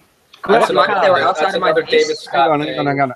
Scrap cars in the beginning scrap cars in the beginning of War Commander used to give you gold. Yeah, the very beginning, yeah. The very beginning, because it was taken straight out of backyard monsters. Because you used to be able to collect the mushrooms, and every so often, you do. Every 4 or 5 mushrooms, you'd get a shiny. A shiny. Shiny, because that's what gold was. It was shinies. I miss my shiny. I miss the shinies too. But that's why the cars are still there. Why the fuck they're still in that game? I really don't know. I honestly cannot answer that question. I don't know why they keep it as cars and they didn't render sprites to make the tanks or whatever. But I wouldn't mind the scrap cars much, but they spawn inside my base, and so if I want to base redesign, I got to scrap the car, go out, and it disappears, and it gets annoying. If they stayed outside of base, outside of your layouts, like with the trees and all that, they're supposed to render where something of worth died. So if your shit gets that far into your base and dies, that's where it's going to pop up the scrap car. Since it's a car and not in a military vehicle, put it by a tree, like you hit a tree. Yeah, exactly. There you go. Works for me. Anything but in the middle of my base when I'm trying to set stuff. Well, kill all your enemy vehicles by trees. Don't let them get into your base, Daba. And they won't end up underneath the worst part is when you can't see it and it's just kind of sitting there. I'm just gonna clear a ton of trees. Mechanics of the game fail at this point, because if you throw your jug into a base, for instance, it usually drives past a whole bunch of trees before it gets into the base. What it should do is drive over the trees, and the trees just should go flat. Yeah, it would be nice to see them crushed and rolled over like a forest. That'd be cool. But let's not give Kickstarter more fucking shit than they can. No. Yeah, that's just more lag, more animation. Yeah, we didn't say that we thought that was cool. It's not cool. Not at all. We changed our mind. I'm perfectly happy with my tank driving over the tree and the tree is still standing. That'll work. That defies physics in every way. Like the Jesus Viper. I still love walking on water. Like April Fool's base had to have a Jesus Viper to run the base. Yeah, that was fucking stupid. But the game uses a lot of CPU power, but not graphics power. We've entered a little bit of that before, but Flash supports some GPU acceleration, but it's quite limited. Once they move the game away from Flash, which they should have done 2 years ago, to a more modern platform like HTML5, Canvas, or WebGL, there'll be more advantage to GPU offloading, which it's kind of irrelevant. It's a move they should have done a long time ago rather than being forced to do it now, because everybody knew Flash wasn't going to last forever. Kickstarter should make the system where they don't allow players to make a new gaming account without a legal email ID. What? 100% agree. Turn off auto registration on Kicksite.com. Pay the roundabout the wisdom of adding auto registration in the first place. I think it means like without having them verify that it is an actual email. But still, that's just going to slow. That's just going to slow them down. That ain't going to stop them. Yeah, True it's enough. not hard to just create new emails. You're creating new accounts. You create an email. Take you 5 minutes to. And then you just got to open it up and confirm, and then go on. Yeah, exactly. And if there are some specific sites that I won't mention that allow you to create temporary emails that you can access. Yep. Any chance the game can be translated into other languages than Spanish? No, not in the roadmap. Spectator mode, like in other games, we could watch the live battle. Now this is a hot topic because Battle Pirates has it. Didn't they have that here for a while? No. No, but it was mentioned. It was mentioned that it was going to possibly come. It was being worked on, apparently. In theory, it shouldn't be very hard to do. We need to minimize the amount of traffic sent by each battle. The last thing I'd want to do is slow down battle performance due to a large number of spectators. Now, if you limit said spectators to 10, like they've done previously, link it to the charges. Link it to charges like everything else. You have to wait out a certain number of hours to add up enough charges, same as your your advanced scout. And you can only use a limit of 5, so you can replay 5 attacks. You can pick which 5 attacks in your attack log you can watch through for a certain amount of time. Obviously, you're not going to save this forever, but that would be an easy way to limit the number of. But then Kickstarter would have to save every single battle that you do, and no. It would be over a 24-hour period or something like that. I mean, again, you can always limit it down. So you have 24 hours to use your 5. With the replay system in Vega, the last 5 combats that you have are recorded, whether they be fleet or basics. The last 5. So you can go back and watch them and record them or run them in fast forward if you're looking to get a certain point. How long they stay for? I would not even give us the benefit of offensive and defensive. I would strictly just say you can view the last 5 attacks on your base. You should already know what the fuck you did attacking somebody else. And if you want, you can run your recorder because you know you're attacking the person. You can run a free screen recording software program to replay it on your own. But allowing you, when you're offline, to be able to preview a hit that occurred when you weren't present, that's the value. Watching how people attack you so you can better change your base design and your modes of defense. Appropriate adjustment. Let's face it, everyone just uses Herald now. Well, that's the order of things. How much weight is given to technical points of view from yourself or other engineers when designing game features, events, and targets? Game designers are primarily interested in creating fun and challenging experience for Commander. No, that's a bunch of bull, because if you take a look at the 100 Sentinel token base, you can suck a dick on that one. Well, it's challenging, but not fun. Is certainly part of the equation. The engineering team gives guidelines to the design team about what limits to place on unit numbers, building numbers, and tech. Historically, this has been a process of trial and error. I can't even say that with a straight fucking face. Lately, we've been more methodical with how we measure performance of certain units and tech. Some units have better performance than others. In general, more units with complex tech means lower performance. Longer term, we continue to investigate types of tech that cause poor performance and should loosen the restriction on base designs. That's a jargon answer. That tells me nothing. We're working on it. I don't have an answer for you, but we're working on it. Exactly. Yeah, that's what he should have just said. That would have saved them so much typing, so much reading. We don't know. We're working on it. Yep. I'd rather see that than all this whole paragraph of BS that means absolutely nothing and tells us nothing. Well, what was our word of the day? I think that would be we could use that here. Crufty or something Crufty. like that. Crufty. Yep. Crufty. Yeah, it was crufty. Yeah, no, That was a crufty answer to a legitimate question. Yes. That's technical doublespeak.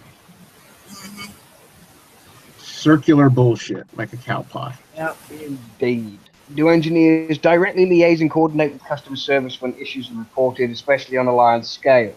Also, does the technical team give guidelines to CS reps on what responses to give to certain problems? If not, why is that? Talk to CS daily, bi-weekly meetings with CS to investigate the commonly ticketed issues. Players are not able to open their base, we prioritize those issues first. Honestly, we haven't given guidance to CS on technical tasks because they already know the debugging steps we would take for a lot of the player issues.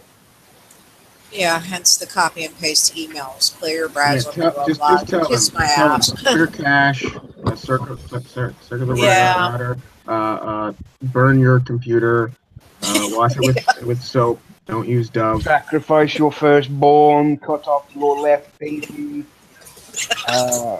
No, I need my left pinky. That's the one I picked my nose with. Right. Okay, thank you. As long as you know, I don't have to be ambidextrous. And pull it straight up.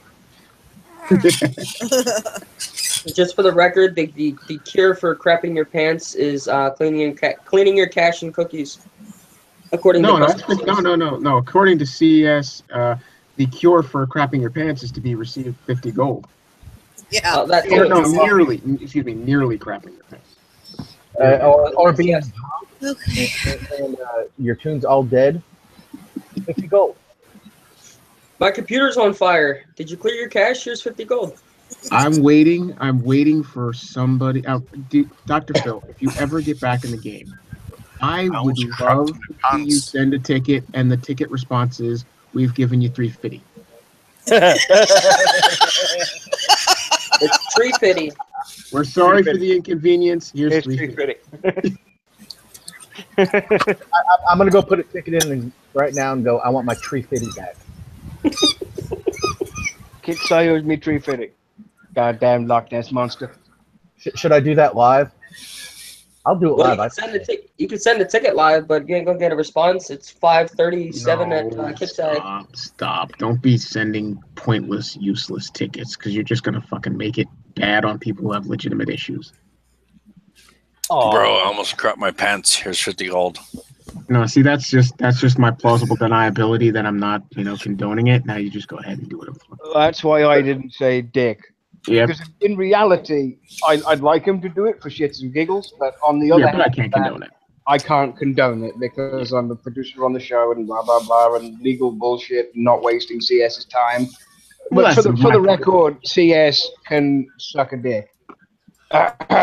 From the technical standpoint, do you feel reducing the number of sectors in the game had the desired effect that was stated at the time? Reduce lag, better connectivity. This could lead to reducing the number of sectors again in the future. If not, what was the number of sectors, not the actual problem? Bullshit on that, because the same amount of lag is still out there. Let me fucking finish and read the fucking answer before you get cocky. I have seen no evidence that a higher or lower number of sectors impacts performance substantially. Busy sectors like Sector 1 will cause more data to be streamed to your client when you're browsing the world map, but this wouldn't affect your in-game battle performance. The main sources of poor performance during battle I have seen are battle servers send too much data, playing on satellite networks. Our battle servers, that is actually our battle servers send too much data. Wonky edge cases in pathfinding units during battle, e.g. trying to generate a path into an unpathable area takes too long. What? So you're trying, you're trying to click your thing to go in, click your unit to go like a path, and it can't take that path, so it tries to figure out a quick way. That's basically the buildings getting in the way, like we have where our fucking units go all schizo and try to go around because they can't go through because you haven't left a gap big enough, or your base is too tight. The trees, the background buildings that with those perimeters that are computer generated that doesn't let things go through them. So it's basically the computer trying to render a path of least resistance causing the issue. Like if you put your blue platoon building, and you don't on the right side of it where the unit would come out, in your base, if you don't put a little gap on the right side of that, when you deploy units or put them in your base, it'll just sit there and it won't go to your rally point. Well, It'll just it works. It works both ways. It works that units coming in, even when buildings are destroyed, you can get issues. But it's most likely when you're defending, you can't move and maneuver your stuff. So actually, I think that's a catch-22 way of explaining it, because he's also trying to cover the base of like players like myself. I'm telling a unit, go out there and attack that, and it's not responding. It's not listening to me. It's not necessarily latency or failed communication between my computer and Kixeye. It's the fact that even though I'm telling it the directive, it cannot move because it doesn't know how to get there, because it can't go over this perimeter, and there's no can't space. go over buildings. Yeah, it can't go. Well, it can't go between because there's not enough room in the wonky AI, and that's edge case, which is the perimeter that is, that white line perimeter that's dedicated to all the things.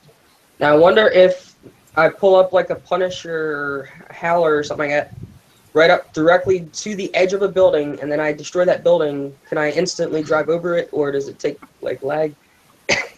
There's certain types of units and unit tech overusing CPU, which we've already seen, and there's trying to render too many animations. Which goes back to our statement on the trophies and everything else. Yeah. I like this because every single one of those is on their end. They're taking credit that it's on their end. And I'm sorry to say, but thank you, Wrong Thinker. You're one of the few that again. That's not Wrong Thinker. Well, that's excuse me. Sobokop. So thank you, Sobokop. You're one of the few that have taken a stance and actually accepted a little bit of responsibility. And it was nice having you as an employee of Kixeye. I know you'll be getting your pink slip in about a day.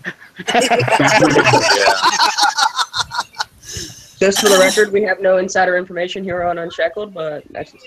If he does get fired, we wish him well in his next position, wherever he decides to go and work.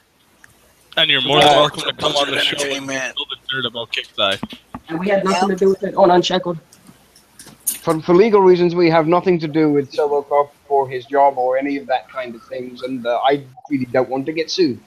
No, I'm only making a statement based on past historical, personal, documented. Yeah, I know. I've known enough devs within the team that have gone in, promised stuff, not delivered, or semi-delivered, and fucked a whole bunch of shit up, and then... It's understandable that they get the axe, but honesty is not the best policy in certain businesses. No. Let's put it that way. And that's honesty right there. And that's why you'll find a lot of... there is more stuff in here that is said in the absolute, which is something Kixeye only do if they're 100% certain of doing it. But in some responses, you'll see doublespeak, which is there's no absolute statement there. So it's either a case of we'll neither confirm nor deny said suspicion. It's annoying because you can never figure out who's telling the truth. But do older in-game items and features widely known to be unable to be updated, such as Mine Factory, negatively impact technical performance in the game? Do these things prevent transition from Flash to something like HTML5? Or is that transition a whole problem in itself? I don't think all the features like the Mine Factory impacts performance that much, because as we've already come to the consensus that the Mine Factory is still the only building that works. I don't think the biggest impediment to transition to HTML5 is the sheer amount of effort required to do it. The high-level estimate is 6 to 9 months. So certainly not a trivial project, but need to do it eventually. Which is acceptable. That seems like a fairly, what's the fucking word I'm looking for? Conservative estimate. Provide us with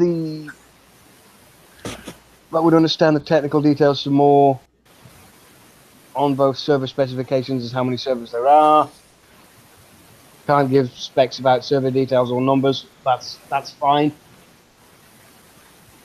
Plans to increase the number of all server types in order to decrease the load on each server or increase the bandwidth of the servers, or any changes in configurations that you have in mind to help with game stability. For the love of God, next time put more punctuation in a fucking question like that. Planning on rolling out more battle servers, which we already know based on IP addresses. Place the battle on the closest server playing in Europe. Battle server will be in Europe, and so on and so forth. But are they going to actually use physical servers, or are they going to use servers and then run, multiples off of that as what do they call it? God damn it, why is my brain not working? I haven't had enough coffee this morning. Well, yeah, cloud server systems. Okay. Obviously, servers. there will be cloud services involved in this. This undertaking is quite large, but Steam do it with what they call geocaching. Mm-hmm. Steam caches X amount of things on the local server, enabling faster download times. So they will have, obviously, battle servers that are geolocated. Which is fine and dandy. Blah, blah, blah. Opposing to increasing bandwidth, decrease the amount of data that should reduce network-related issues. Yes and no. But I'm not going into the specifics of that because it's almost 2 a.m. and I'm knackered. Concerns over the constant disconnects that players are experiencing. We've already gone over that bit a lot already. Improving player experience and stability. Many factors involved, blah, blah, blah.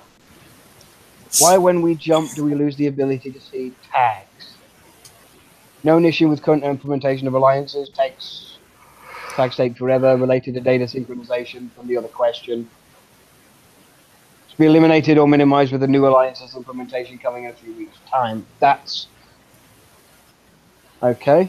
Wrapping up. Thanks for the questions. Blah, blah, blah.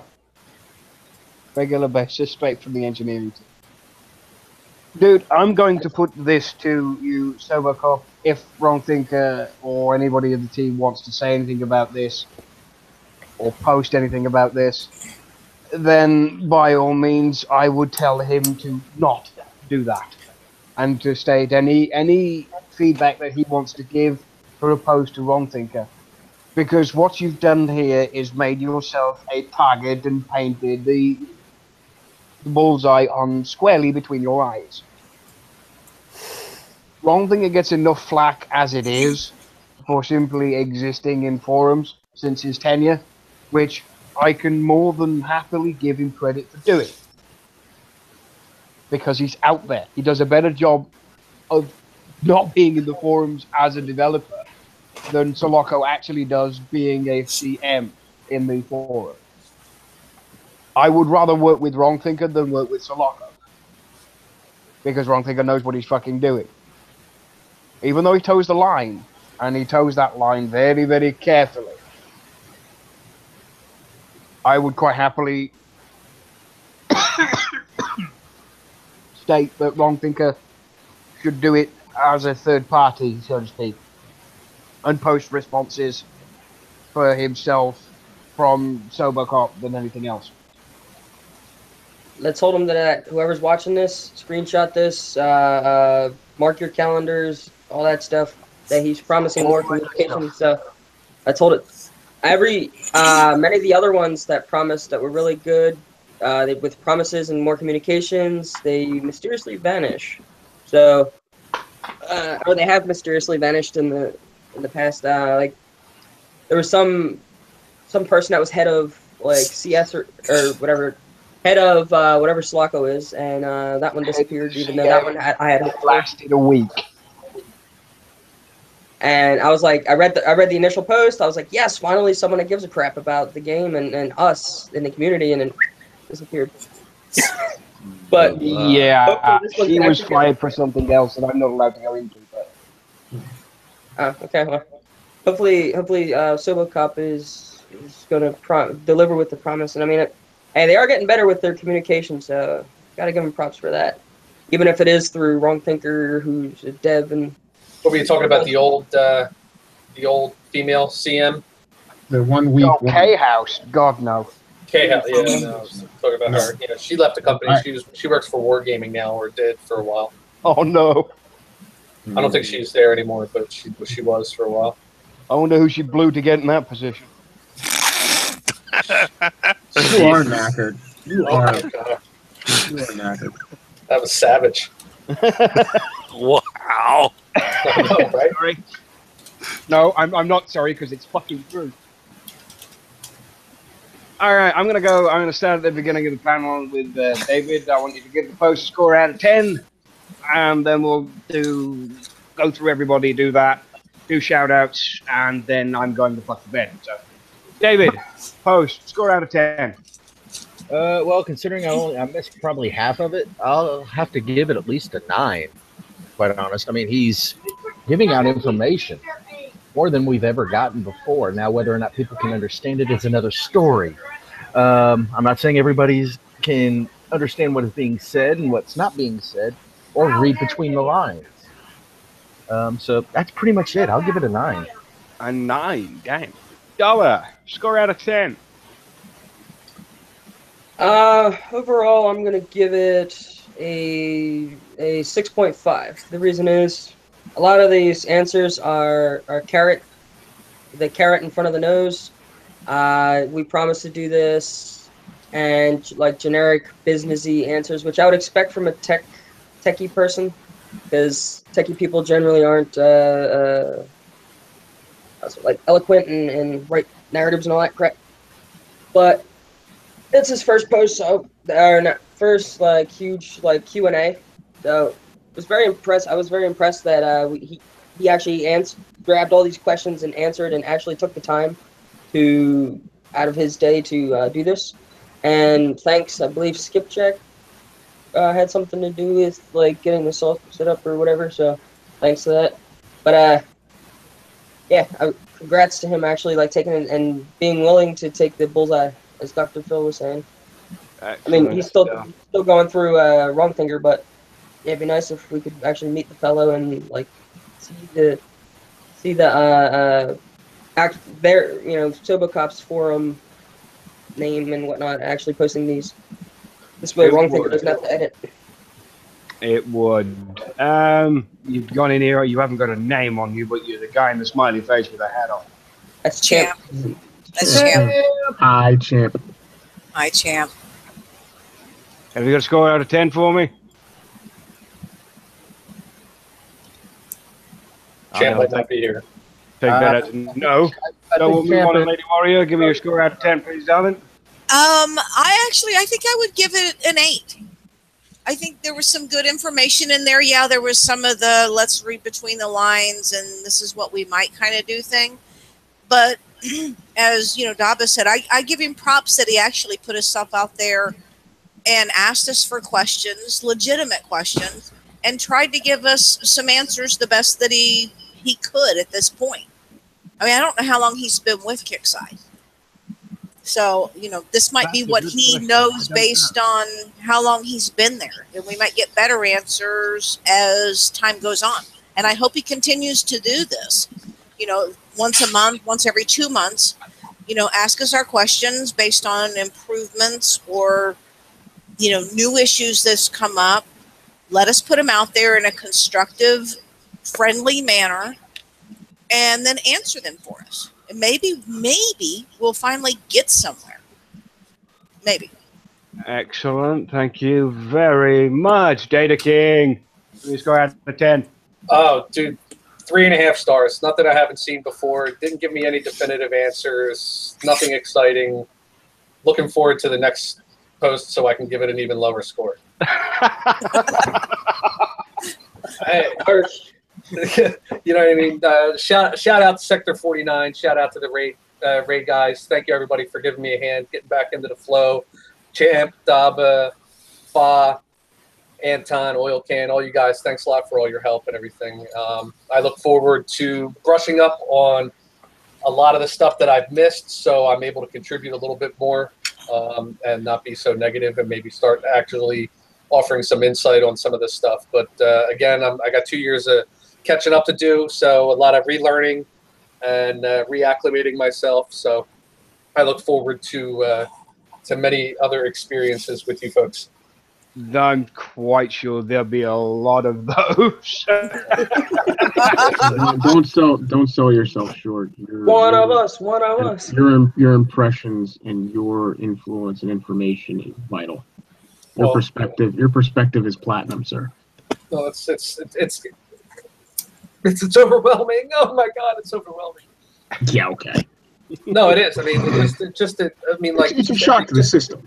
Just everything that I knew is just changed. You know what I mean? So I have to literally relearn all. I mean, I used to be able to spit statistics out on units for ranges and what they were immune to and what they did and blah blah blah. And now it's like every time something pops up, I'm like, does this not work anymore?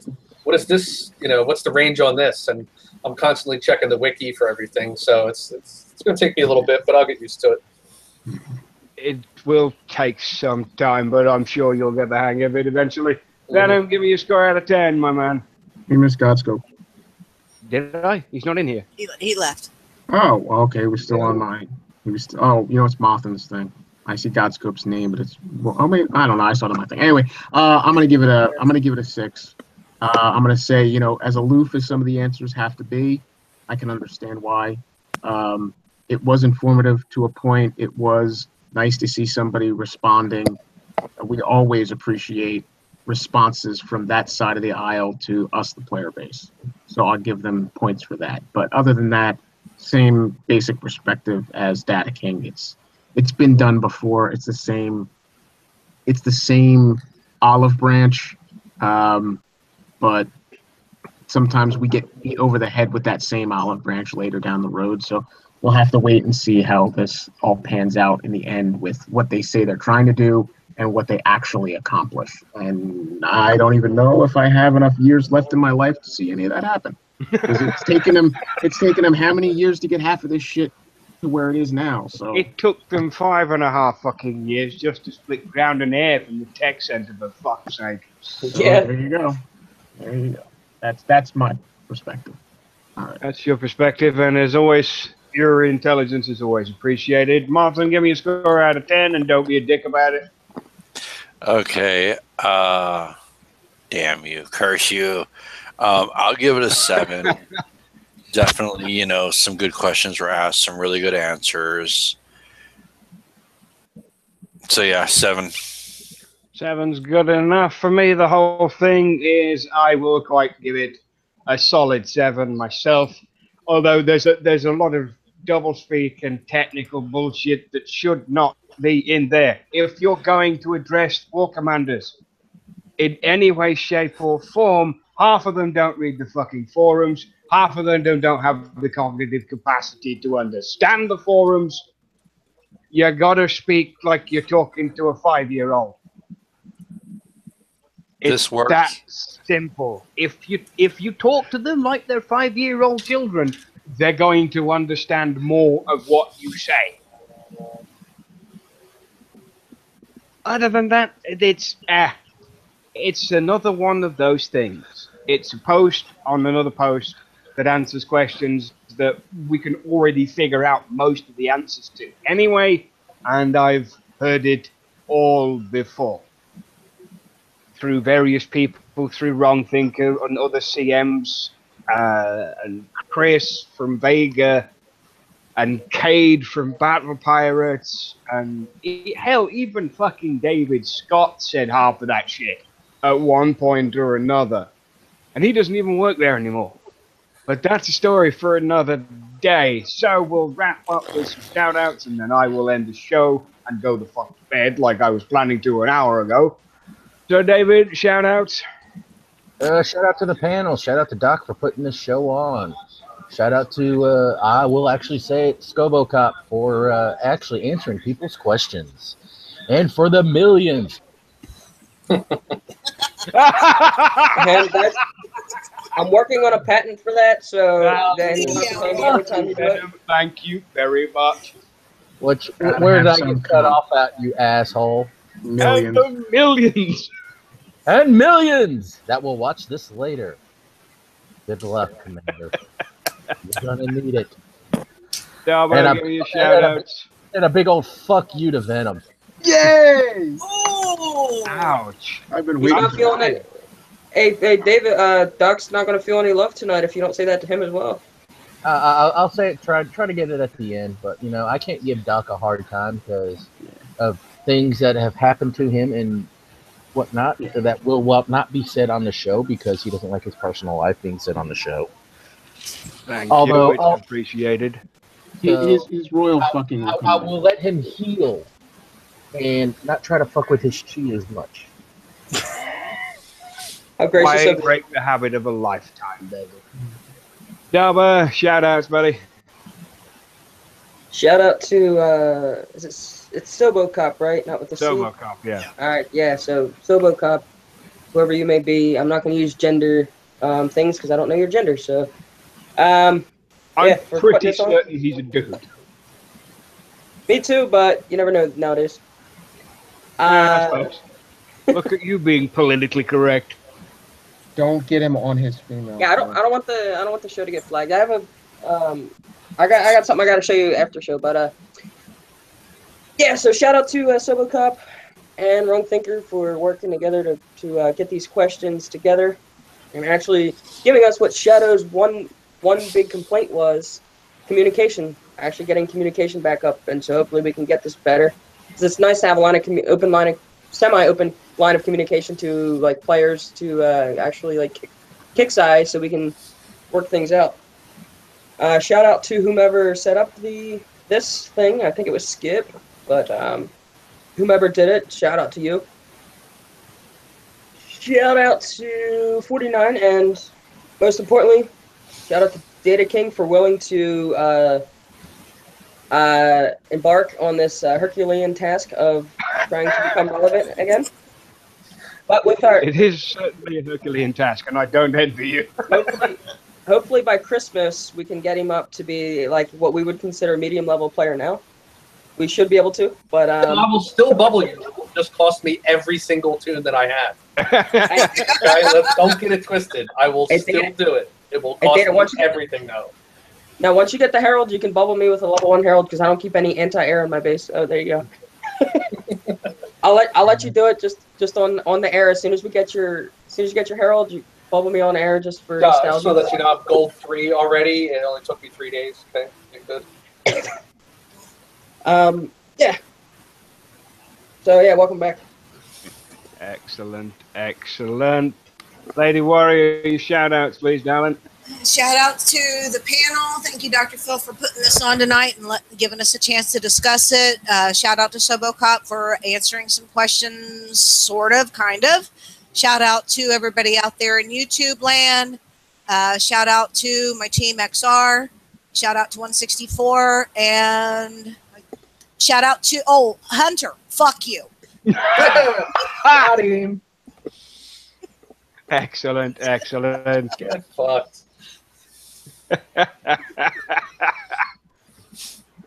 Data got yours. You got yours in before. You jumped on a little there, but it's all good in the hood. Venom, shout outs. Yeah, I want to shout out to First Godscope and to Fear the Peel for being on the show earlier. They didn't make it through the entire show, but shout out to them for putting in their 2 cents. Shout out to our resident legend, Mr. Data King, for attempting to go through this arduous task of rebuilding himself again. We're all here to help you if you ever need anything, and I'm able. I'll certainly chip in. Shout out to the Immortal One. Regardless of him and his status in real life, he still graces us on the internet with his presence and putting on this show. So it's a testament to the size of his balls. Ball. Yeah, goddamn right. Well, I already gave my fuck you to David. Shout out to Shadow Killer. I can understand your idea and why you're not going to actually try to participate in this. And I agree 110%. Until War Commander becomes War Commander again, I can respect your decision. But I'd still like you to at least give it a day shot. You did promise the community that you'd come back so you could at least play the event. But that's up to you.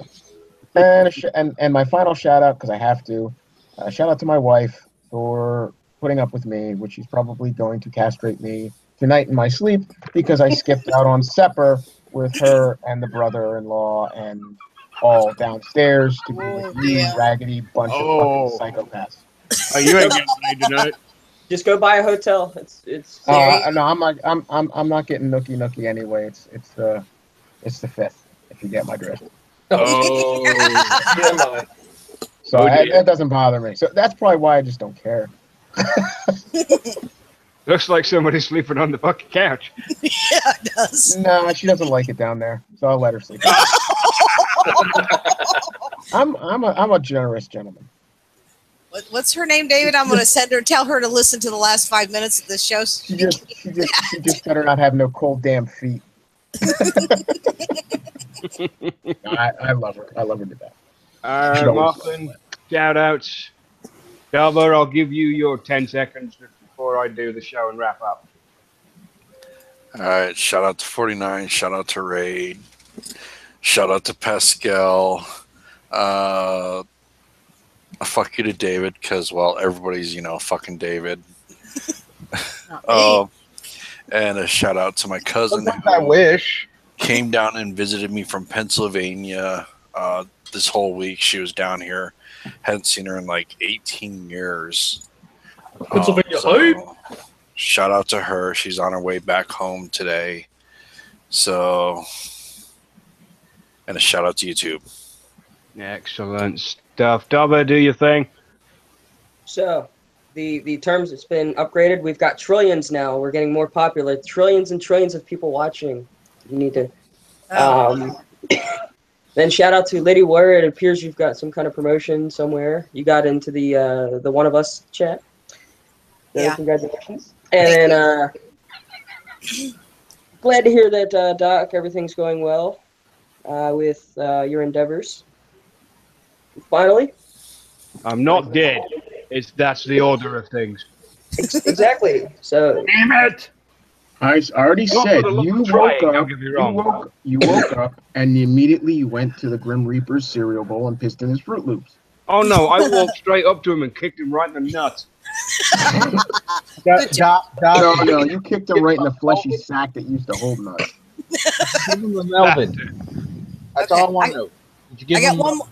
I got one more quick shout out when you're done. Okay. Shout out to Champ, my partner in crime. Your pick? He'll know what that means. He's still in it. Dobber, finish. My final shout out is to Shadows. Thanks for stopping by to hear your thoughts, and thanks for being willing to jump on the shows again. But you've definitely been missed. I agree very much. So, the final thing for this evening for me is to shout out to everybody that jumped on this panel tonight: David, Dobber, Champ, Lady Warrior, Venom, Mothman, Godskull, Fear the Field, the legendary Data King, and the legendary Shadow Killer, and of course myself, the immortal Dr. Phil. And from me and you and YouTube and everybody else, and a special shout out to Lonnie, and fuck you, and you know why, you son of a bitch. he knows why. He knows why. I know why too. He gave you something to do, Doc.